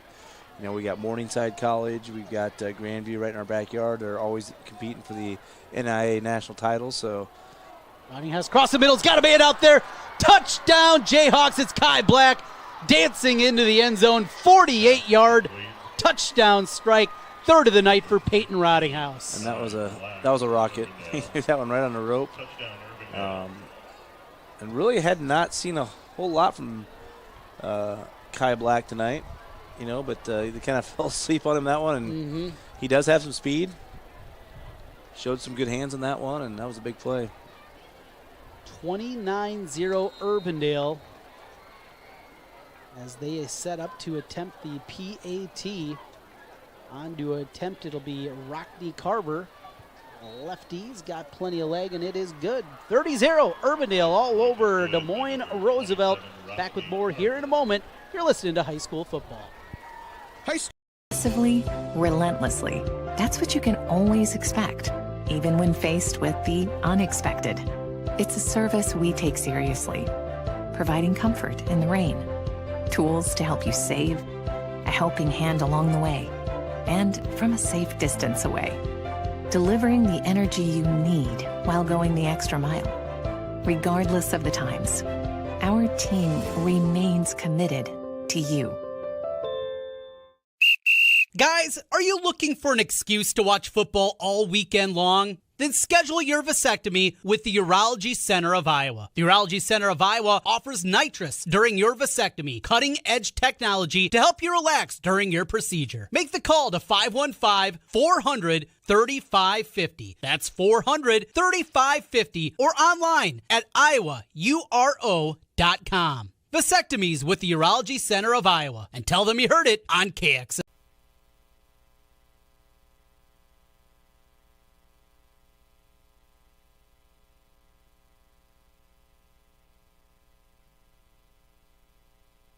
Adam Benz with you here, Drake Stadium. This one, all Urbandale, 30-0 over Des Moines Roosevelt. And I'll say this is turning into a surprise. I knew Urbandale was going to be good. Knew this is going to be a tough one and a step up in competition for the Rough Riders. But Peyton Rottinghouse, what a night he has had throwing the ball. He has been the difference maker, I think. At least accounted for at least 3 touchdowns that he put the throws on his back. And his receivers, he's got 2 good receivers as well. That helps.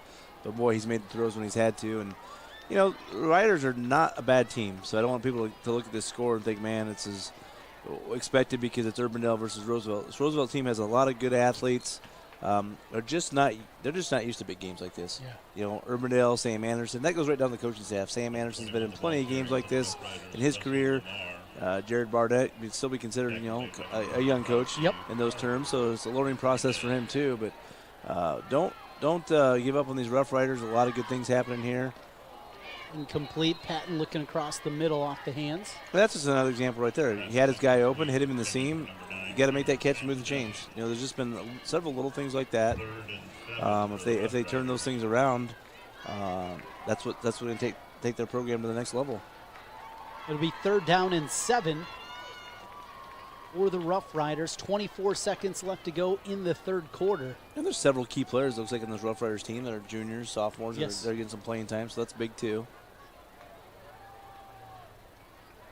They will go with the zone keeper up the middle. Patton with the first down. Good, strong run up the gut for Jamison. Well blocked. And that's the other thing I'm impressed with this Roosevelt offensive line. They do a good job. You know, they do a good job in the pass protection, opening up some holes for their backs, and for Jamison and Patton. I'd like to give them some kudos tonight because they played very well. 5 seconds left in the quarter. They're going to swing it out to Lamar, who spins through, got knocked down at the knee, pickup of a couple, and that's how we will end the 3rd quarter.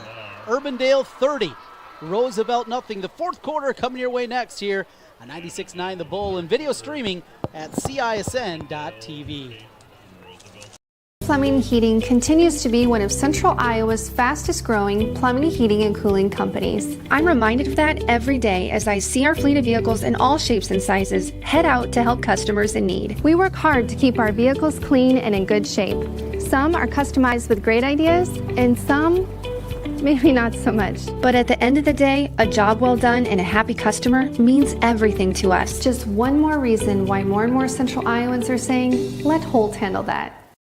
If you're into sports cards, there's one place to go in Central Iowa. The Rookie Sports Cards in Clive. From current boxes and packs of sports cards, vintage cards, autographed helmets and jerseys, and the weekly bid board. Plus, you can cash in your old cards at The Rookie. Find it all at The Rookie Sports Cards in Clive, 9992 Swanson Boulevard, or online, therookiesportscards.com.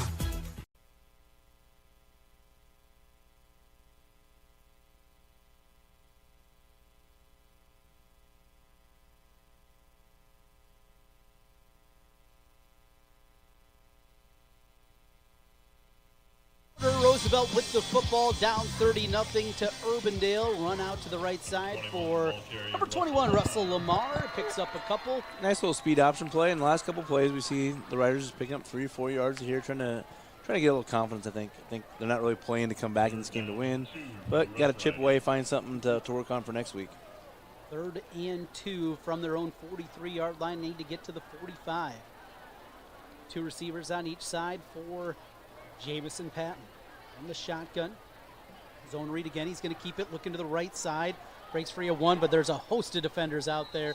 Shoves him out of bounds and fundamentally sound. And again, there's Garwood. Just good discipline there by that Urbandale Jayhawks defense. They had the back covered on the zone read. Defensive end stayed at home. And then that's kind of the key to the zone read. He didn't try to make the play. He stayed at home, had the quarterback dancing, and then his buddies came in to help corral him. Jack Whittier back to receive the punt. The foot of Cole Norris. Norris been able to get away some good punts here. Haven't seen a ton of velocity from their long snapper. He's been under pressure. And now he drops it for a moment. Gets it back and knuckles a punt out there. Hits at the 38. Will take a Rough Rider bounce inside the 30-yard line. Marked down at the 29. That's where Urbandale will get the football back, leading 30-0 with 11:04 left in the 4th. And if their first 2 or 3 games of the season, I don't think the Riders punt team probably punted this much at all combined, I'm guessing.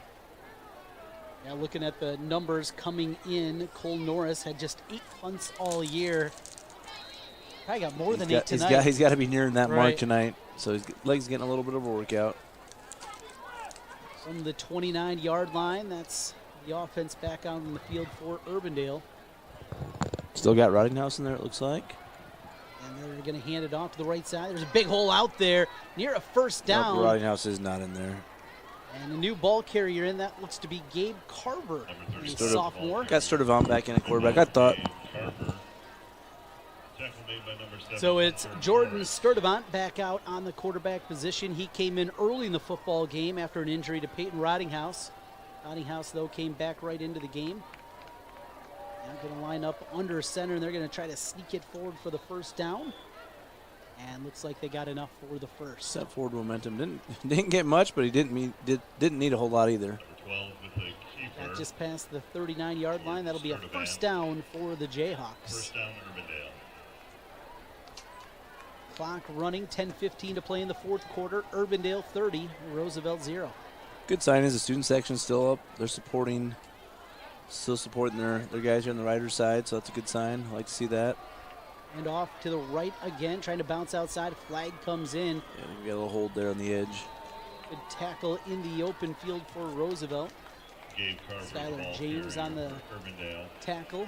I don't know what the theme is down here with the student section. It's like some macho man Randy Savage type hats or something. But yeah. I think it might be maybe it's just cowboy hats, but a lot of pink and a lot of fur down there.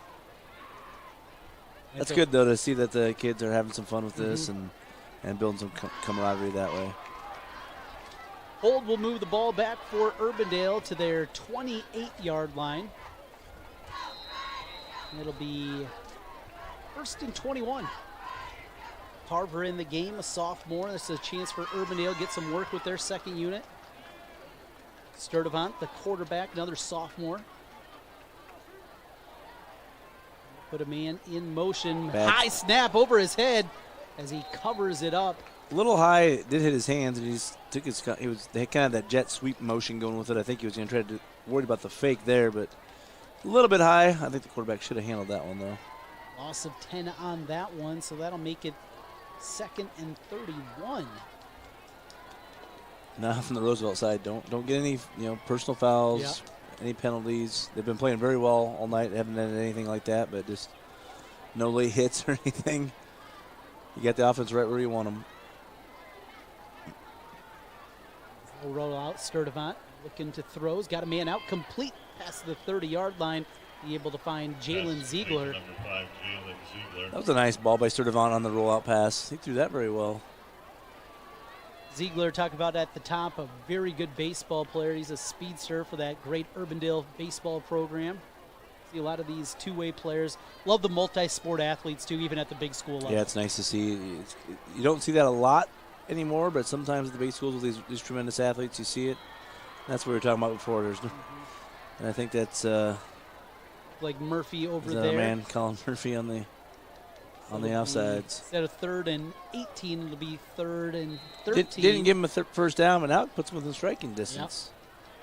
Yep. Need to get out to the 49-yard line for the first. 3rd down with 8:24 left. Sturdivant yelling instructions to his squad. Yeah, I like to see kids play multiple sports, even if you're, don't have to be a stud and everything, but at least just be active. That's a little flinch there, and they gave it right back to him. Yep, right guard with a little flinch there. Just a little back and forth. Take it. We'll take it back 5 yards as it remains 3rd down. Back to where we started. 60 seconds ago. 3rd and 18. Got 3 receivers to the left, single receiver right. Roosevelt going to try to ramp up some pressure, show him blitz up the middle. And now looking to throw. Sturdivant pump faked one way, now going to throw a jump ball out of bounds. I think Did he get a foot down? No. He caught it, but he's out of bounds. Great effort there. Nice ball there by Sturdivant. Coach Sam Anderson's got himself a horde of quarterbacks over there. He was looking out there again for Friedrichsen, who's got a couple of big grabs already tonight. 3 touchdowns receiving. 2 from Rottinghouse, the other from Booth on a halfback pass. I'd like to see if one of these guys that doesn't catch the ball, and the idea with this 2-returner system is the guy that doesn't catch it has to block for his buddy. I haven't seen that the last couple, so help him out there. Pressure comes, able to get the punt away. Right at the 41, but take a great Urbandale bounce again. And talking about adjustments, if I was making an adjustment, I'd probably move the Roosevelt guys up about 7 more yards. Mm-hmm. They just, what's hurting them is they're not catching those punts, and the punters racked up a lot of yards just on those bounces tonight. The football at the 26-yard line looks like where they're going to mark it. 10 on the 26-yard line. Jamison Patton, some glimpses here tonight. Seen some good things out of him. Yeah, they picked up a couple first downs that last drive. See if they can get some of that, string some plays together here, get some confidence. Down 30 points, 7 minutes, 7:47 to go. Game might be out of reach, but let's just keep competing here. Got to keep building on some of the things that we put together last drive and see if we can get a score on the board. There's a throw complete to Williams, cross the middle, first down and more, out to the 48-yard line. And that's Sam Blair. He's got great arm strength. Put it right on the money, and great catch by Williams. We saw him drop a couple of those earlier and lose the ball, but those are the plays that they need. That Williams has to hang on to those balls. Pick up a 22 on the play, 1st and 10. And if Williams makes those plays, he's going to find himself on a nice roster with his size down the road. It's Patton again, throws a little and that's digger route. They call that a money route. Just puts it right on the money. Found Devier Jones on the completion. Pickup of 7 on the play. We've called his number quite a bit tonight, playing defense, playing offense. So nice little player in Devier there. Second down and short as the Rough Riders work quickly. 7 minutes left in the quarter. Shotgun, Patton. Pressure comes, steps up. Now rolls out to his left, still looking. Now going to throw across the middle. Williams again. Great catch. And complete for the first down. Great catch, great ad-lib. Great ad-lib there by Jamison Patton. There was a blitz coming down here from our near side by the outside backer, and the running back picked it up, did a nice job. That's one of the things I noticed about this Roosevelt team. They pick up the blitzes. Their offensive line is very solid, and that's a good thing to build on right there. Russell Lamar picking up that blitz there, the running back. Nice job out of him. They'll set up a run for Patton. Brings it back to the middle and maybe got a yard and a half. I think that was supposed to be a speed option there to the short side of the field. I think the running back just got ahead of Patton on that one. Got to tighten that up a little bit better. Pickup of a couple as we approach the halfway mark of the fourth quarter. Urbandale 30, Roosevelt 0. We're in our Central Iowa game of the week on 96.9. The Bull. You'd like to see the Riders get some points out of this drive, just a little confidence builder, get that goose egg off the board. Having to go throw again. And nice catch. Beautiful catch, hauling that in. Lucas Pullman on the grab and a leaping pickup of 4. Hopefully this gives them some confidence too. If the receivers make plays like this, the ball's going to be there. It's going to be on time. It's going to have some smoke on it, but if you make those plays, you can move the chains. 3rd down and 4. Certainly feels like 4-down territory here from the 27-yard line for the Rough Riders. Patton takes a snap. Looks across the middle. Is going to take a shot towards the end zone. Incomplete. Yeah, I just said this, the safety was actually over the top. If he just drops in there in front of his receiver, he could make a big play there. And if that ball just got got away from Jamison a little bit there, but he had him open.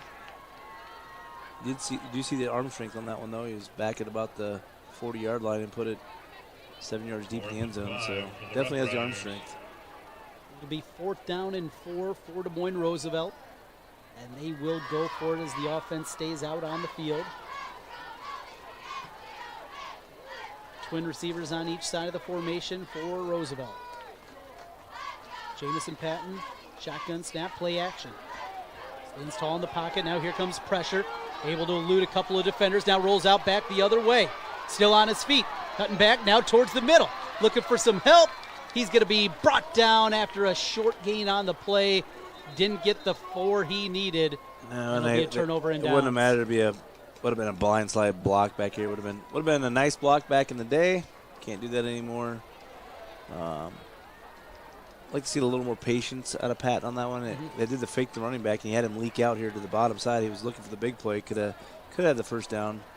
Got to understand him going for the end zone, though. I think he wanted to put 6 on the board there, but that was a nice little drive by the Riders. Yeah. Something that they can go to film session and say, hey, look what we did here.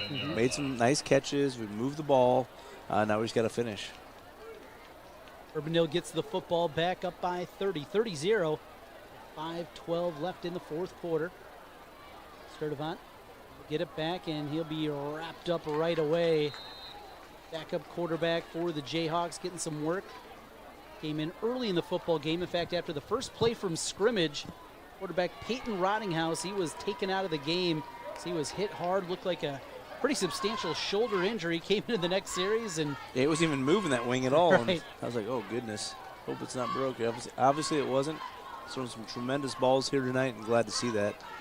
Loss of a yard on the play for Sturdivant. 2nd and 11, back to the 26. Sturdivant, the sophomore.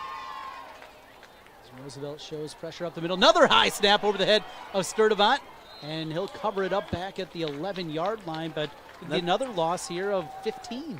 I don't know if they've traded. It's about 3 out of the last 5 snaps that have been a little dicey. They may have put a youngster in at center, I'm assuming, maybe made some changes up front, but this is the time to get him used to it, I guess. Clock rolls inside of 4 minutes left in the fourth. Dicey spots out there. They look back over at the sideline on 3rd down. Just trying to kill some clock here. 3rd and 24. Clock goes down 2-1, and they'll use a timeout. We'll take it with them. With 3:45 to play here in the fourth quarter, Urbandale 30, Des Moines Roosevelt nothing. Back with more high school football here in a moment. Trent Condon.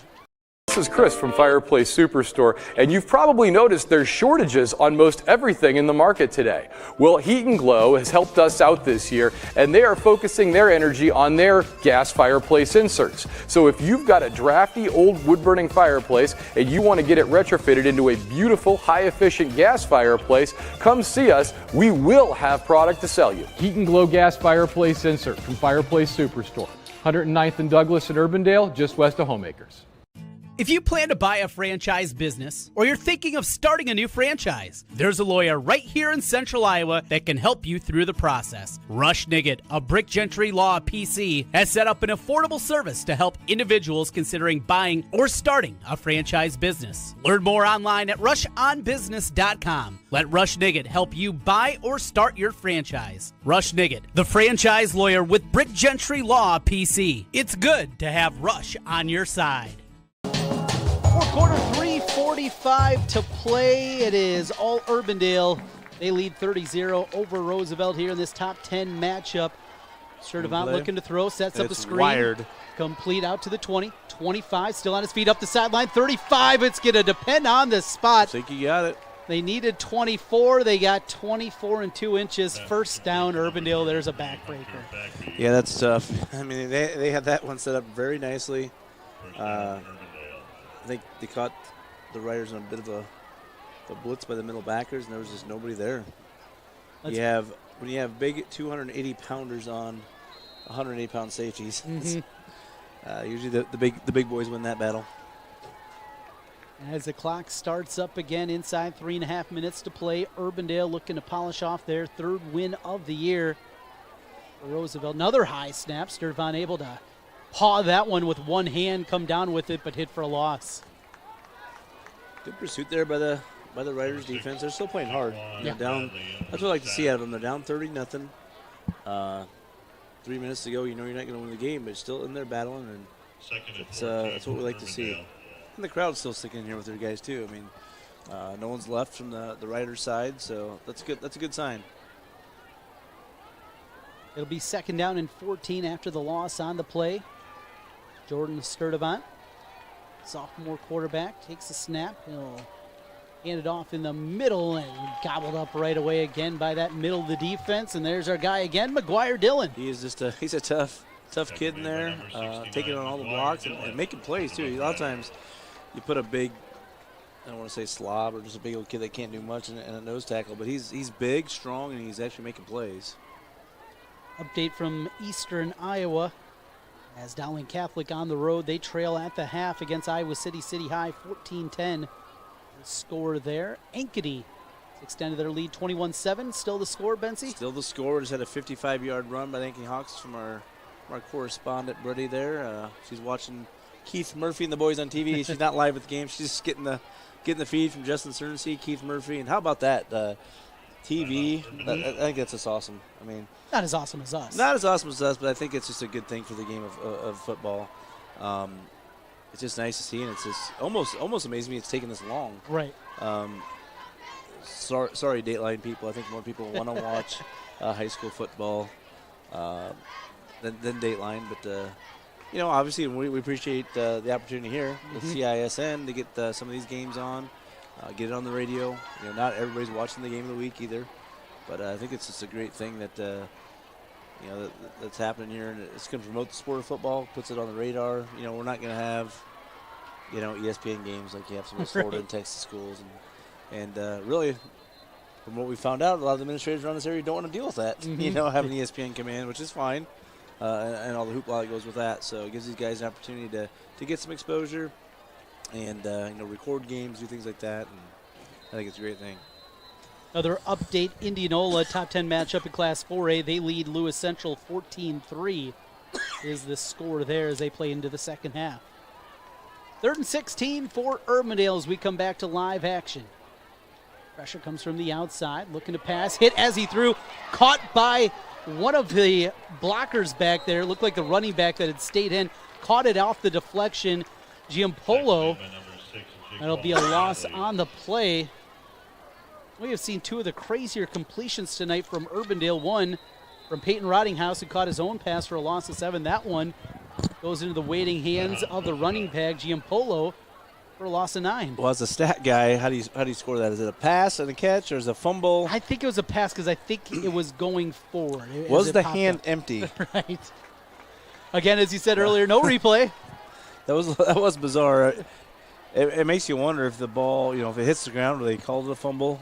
Mm-hmm. But nice pressure there by the Riders again. Even at this point in the game, it does not feel like a 30-0 game. Just as hard as the Riders have been playing, their defense. Just big shout out to the Riders' defense. They've been playing hard all night. Just a couple of big plays in the passing game. It's not like Urbandale came in here and ran down the throats. They've hit a couple runs here and there in their running game. It's been big plays. If the Riders can eliminate those big plays on defense, future's bright for them the rest of the season. Harlan up 41-13 over Glenwood. Bensie's alma mater. I know they're coming over here closer to our neck of the woods, ADM here in a couple of weeks. Taking on the Tigers. It'll be 4th and 16 after the timeout from Roosevelt. Want to get the football back one final time. Oh, he almost got blocked that time. Again. Maybe even got a piece of Did that he get one. a piece of that one? As it's going to hit at the 44. Again, takes an Urbandale bounce. Colin Murphy's been putting the heat on him all night on that. He might have deflected that a little bit, changed that trajectory a little. Yeah, you mentioned ADM. I think they're 3-0 coming in tonight. Coach Garrison Carter over there has got things going pretty good. That'll be a good battle. I think even some of the he saw some of the North Scots and those teams being 3A last year. Now they're at the 4A level. It helps some of the teams like ADM and Harlan and some of those guys separate a little bit. The assumptions those guys are all 4A now, so helps those schools as well. Roosevelt going to get the football back here again with 1:23 left in the fourth quarter, trailing 30-0. Trying to get something on the board, throwing out, short pass complete for a gain of 5 as he finds Lucas Pullman again. Pullman, 5'11" junior. He'll be back for another season. Not over yet, though, for the Rough Riders. They got another tough one next week with Ankeny, but still a spot for them to make a run to the playoffs. They're going to take a shot up the field. Got to be an out there, incomplete. I think I'd like to see the receiver run through that route. It looks like he might have gave up on it a little early. Patton threw that ball to the only place. The receiver is the only guy that could get it, though, so that's a good thing. It'll be 3rd down and 6 with 54 seconds left now for Des Moines Roosevelt. Trying to get on the board here. It was a tight one early on. A couple of big plays in the passing game by Peyton Rottinghouse, though, has been the difference. Pass out complete again, finds Williams and moves the sticks. He's a nice-looking prospect. Yeah. He is. I mean, he's got the size at 6'5". I think he runs pretty well for his size. George Williams. And the thing about it is you got a guy like there's going to be tons and tons of coaches looking at Jameson Patton because the word is out he wants to play quarterback. There's going to be a ton of film on him, and guess who he's throwing to? So big opportunity for George Williams there to show what he can do. Maybe get some strength in the weight room, and he looks like a bona fide tight end to me. First down on the completion to Williams as Patton takes a snap. Pressure comes. Still on his feet. More pressure comes and just throws it away. Made the right choice there. Didn't get out of the pocket, though it doesn't look. Didn't get back to the line of scrimmage. I think even if he got out of the pocket, didn't get to the line of scrimmage. They'll be really leaning on that. It only went 3 yards ahead, and he's a long ways away from the original line of scrimmage. It'll be intentional grounding and back at the 38. I think that's a spot foul there, right? So that's a big loss. So they'll walk the football all the way way back. I like where his back. head's at, though. I mean, getting rid of the ball, that's a step in the right direction. No reason to take a big hit there at this point in the game. A lot of season left, so head's in the right spot. But that pursuit of that Urbandale defense has just been relentless all night. And that's a guy I haven't seen there a lot there for Urbandale, number 11, Isaac Hoyt. More pressure Junior. against Patton. Throws this one up and incomplete over near the sideline. So that Isaac Hoyt, a junior, we saw him come in here. Last 3 pass plays, he's putting some pressure on there, number 11. So he's getting some good experience here, being a junior, building for the future. Seems to have quite a bit of speed on him. Listed as a running back. And I believe a running back linebacker, but trade him out a little defensive line there. So Makes it 3rd and 32 after the incompletion with 32 seconds left. Patton, more pressure, rolling out. Going to take a shot across the middle. Again, finds George Williams. Breaks through a tackle. Takes a double team to get him down to the ground after a pickup of 15 on the play. Not a bad play. You don't have many plays for 3rd and 35, but right. Get a little bit, get what you can. And give yourself a shot. It'll be 4th down. Use a timeout with 19 seconds left. And now just take a shot to the end zone. I think maybe get some. High school, the clock stops with the first down. So maybe if they can get somewhere in the 35, get the first down 30-yard line range, get half it, and then take a little bit better shot. Not 100% sure if he can get it, 60-plus yards. The ball's at the 50, but to throw it to the end zone, it has to be over 60. I think he's got it. He's got the strong arm to do it. I think he does. I believe it. I haven't seen it on the football field. I've seen it on the baseball field, though. He's got the zip on the ball. He's got it. So Coach Barnett talking through things with his squad. You're certainly not going to show many, hook and ladder. You're not going to put anything like that on film at this point. So just I would say try to get something around the 30-yard line, a big square in, something like that. Reset the chains, and still got 2 timeouts left too. So 4th and 15 from midfield. Maybe the last chance for the Rough Riders with 19 seconds left. Jamison Patton, 3 receivers out to his left. As he looks, throws it out. It's complete, but it'll be short of the first down. Short of the first down, but a good ball. It was right on time, right to the sideline. If you're thinking about a 2-minute drill situation down the road, those are the type of throws you want. Right at the sideline, get out of bounds. Those are the ones that are going to be necessary to, if they need a touchdown or a field goal down the road. So maybe that's what Coach had talked about, took the timeout, say this is what we're going to try, building for down the road. You want to get Jamison comfortable with that throw. Obviously, he has the arm to do it. And that's where you're going to make, we saw it from, Rodenhouse. I mean, he was just putting those outs on the money, and that's what it's going to take to keep moving the chains at this level. Kneel down victory formation for Urbandale after the turnover on downs. Diggins had the reception there. The kneel down from the Urbandale Jayhawks. The Sam Anderson squad goes to 3-1 on the season. Rough Riders take their first loss. Final here, 30-0. Urbandale with the big win in this top 10 showdown. Quick timeout. We'll come back, put a cap on things on the other side. When we come back, we'll also hand out our Graphite Construction Group Hard Hat Player of the Game. High school football continues. It's the post-game show coming up next on 96.9 The Bull and video streaming at CISN.TV.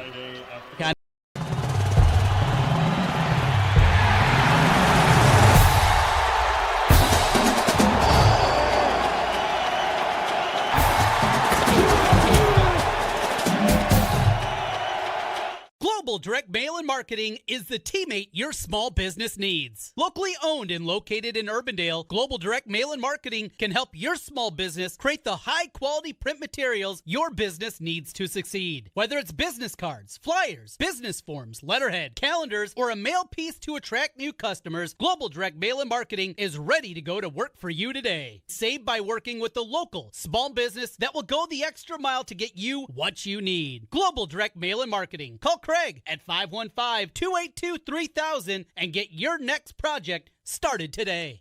Holt's Plumbing and Heating continues to be one of Central Iowa's fastest growing plumbing, heating, and cooling companies. I'm proud of what we've accomplished at Holt. Our team is leading the way in providing the latest in home comfort solutions, and we have fun doing it. Our passion is to be the clear first choice for all your plumbing, heating, cooling, and home service needs. And at the end of the day, a job well done and a happy customer means everything to us. Just one more reason why more and more Central Iowans are saying, let Holt handle that. Obsessively, relentlessly. That's what you can always expect, even when faced with the unexpected.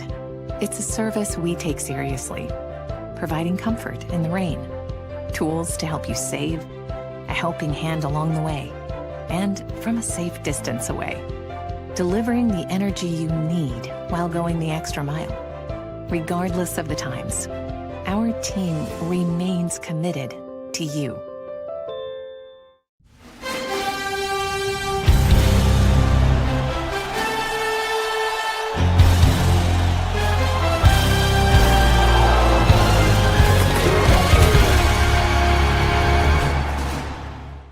Our team at D. Armand Ford Indianola are committed to giving you an exceptional ownership experience. As a family-owned business, my dad and I are in the dealership every day to ensure you experience the D. Armand difference. Our core values of hard work, honesty, trust, and integrity are what we build our business on. Experience the difference at the all-new D. Armand Ford Indianola, where you'll actually enjoy doing business. The all-new D. Armand Ford Indianola, darmandford.com. Central Bank is proud to support the unmatched spirit of sportsmanship and hard work exemplified by our local athletes. We're fans of high school sports and the way the big game and hometown team rally a community. Best of luck to all of today's competitors. Play hard, have fun, and make something great happen. Central Bank, member FDIC. Back with you one final time at Drake Stadium. Trent Condon and Adam Benz, thanks for joining us here tonight in our Central Iowa Game of the Week. It was billed a top 10 showdown, and it was tight for a while, but Urbandale took a 16-0 lead. Second play to start the second half, a halfback pass made it 23-0, and the race was on from there. Adam Benz, look at this one. Certainly great performance out of Sam Anderson's Jayhawks. Yeah, and that's kind of what we expect on defense from what we got out of them. Just very disciplined, not a lot of fancy stuff like we talked about. They don't do a lot of blitzing. Just play assignment football, run to the ball, solid tackling. Everybody's where they're supposed to be in zone and coverages. And then on the flip side, all around a solid game of the Rough Riders. Just a couple little things that were breakdowns. They had a chance at a couple sacks, just a couple technique things there. If they make those sacks and big plays, that could be a game changer. Urbandale did some great things as far as setting up things like the halfback pass. Opened the game with 2 toss sweeps, opened second half of the toss sweep, then come right back with a halfback pass. So those had a great game plan as far as that goes. And if I'm a Rough Riders fan, just stick with this team. Good, and Coach Barnett, good things are going to happen. They got athletes out there on the field, and it just takes a little bit of time of getting everybody.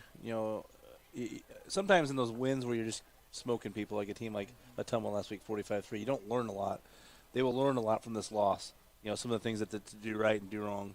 Looking down on the field right now, and it's time to hand out our Graphite Construction Group Hard Hat Player of the Game. And I see him talking to Tommy Birch of the Des Moines Register. Birchie gets the interview down there, but let's go right now. Bensy, who are you giving it to? I already know. Well, we got to go with Peyton Roddenhouse. I'm an old defensive coach, an old fullback, so I hate to give it out to quarterbacks. But this kid showed some grit, some moxie tonight. First play of the game, he's laying on his back. I would have, we like to bet a little bit. I would have put a solid $20 on it. His shoulder was popped out of place, or something was wrong. This way he was holding it, and I was happy to see him get up and walk off the field. But then when he came back that next series, threw a nice long ball, got the completion that led to the field goal, and then really his arm in the passing game is what those big plays. I mean, they chunked away at the run a little bit here and there, 3, 4, 5 yards. Then with the play action passes and the one-on-one matchups they had with their receivers, he made the plays happen. He was excellent. He is our Graphite Construction Group Hard Hat Player of the Game. Peyton Roddenhouse, the quarterback for the Urbandale Jayhawks as they go to 3-1 on the season. Benzie, we'll get out of here. Final thoughts. I think both these teams, you look at them, I think Urbandale potentially has a great shot at the playoffs. The way they play, they're going to win a lot of games down the road. If you're Roosevelt, you got to keep grinding. Yeah. Could they make the playoffs? I think they're right there. Strength of schedule is going to help them. We talked about it a little bit of, it's a RPI type system now. Sure. So just the losses don't hurt them anymore. But if they can pick up a win here and there against a ranked team. It sounds like Ankeny turned away. Southeast spoke at the goal line here, still up 21-7. We saw Ankeny pretty much lay against Centennial. Yeah. If the Rough Riders can go in there and pick up a win at Ankeny, that would be huge. I mean, don't count them out. They've got athletes, and I've seen Centennial play. I've seen the Rough Riders play. A lot more athletes right here. They can do some things. Well, and it's crazy. You look at that matchup. You look at what Ankeny Centennial did, how they bounced back from week 1 to beat Ankeny in week 2. I saw Southeast Polk last week. Now, they're playing without Xavier Wampka, but even in that one, first half, Waukee Northwest led them. So a lot of people thought it was just going to be a coronation. Just hand it to them. Yeah. And I was probably one of those people like it's theirs to lose. But things happen. Injuries happen. And I don't think that gap is certainly as significant as a lot of people believe between Southeast Polk and everybody else, and that's certainly proven out on the case. We can catch that and update yourself all evening long up till 10:30 over on our sister station, KXNO 106.3 FM and 1460 on the AM dial. Football Friday night. Joe Stacy and the crew will keep you up to date with everything going on here. Turned out to be a laugher, 30-0 Urbandale with the win over Roosevelt. Benzie, it's been fun. It's been fun. Say a laugher, but don't laugh at this Roosevelt team. I mean, hold their heads high in defeat. Like I said, I'm really happy to see the crowd staying around. The student body was into it till the end because it feels a little bit different than it has in the past with a team like this. I mean, hopefully Coach Barnett keeps building and stick with his Rider team. No doubt about it. Final score for the final time. Urbandale with the win, 30-0 over the Rough Riders from Des Moines Roosevelt here from Drake Stadium. Thanks to everybody out there for listening in. Thanks again to all of our great sponsors. Hey, looking to buy or sell a house? Give Adam Benz a call with Charter House Real Estate. Also, Interior Advantage with Reardon and Associates. Also, thank you to Central Bank, to CISN TV with our video stream, Elite Eye Care on University Avenue in West Des Moines, and their new clinic up in Ankeny. Global Mail and Direct Marketing, Graphite Construction Group, and our hard hat player of the game again, Peyton Rottinghouse. Renter's Warehouse, along with Rush Niggett of Brick Gentry Law PC for your business law needs. Also, by the Norwalk Shop in Norwalk, T-shirts, screen printing, and a whole lot more. Give the Chad Smith a call at the Norwalk Shop. The Rookie Sports Cards in Clive, the Urology Center of Iowa, Victory Mounds for your baseball needs, and Wolf Construction Roofing. That'll do it for our coverage here tonight. For Adam Benz, the whole crew, I'm Trent Condon. Thanks for listening. Urbandale with the big win. We'll be back again with you next week. Good night, everyone.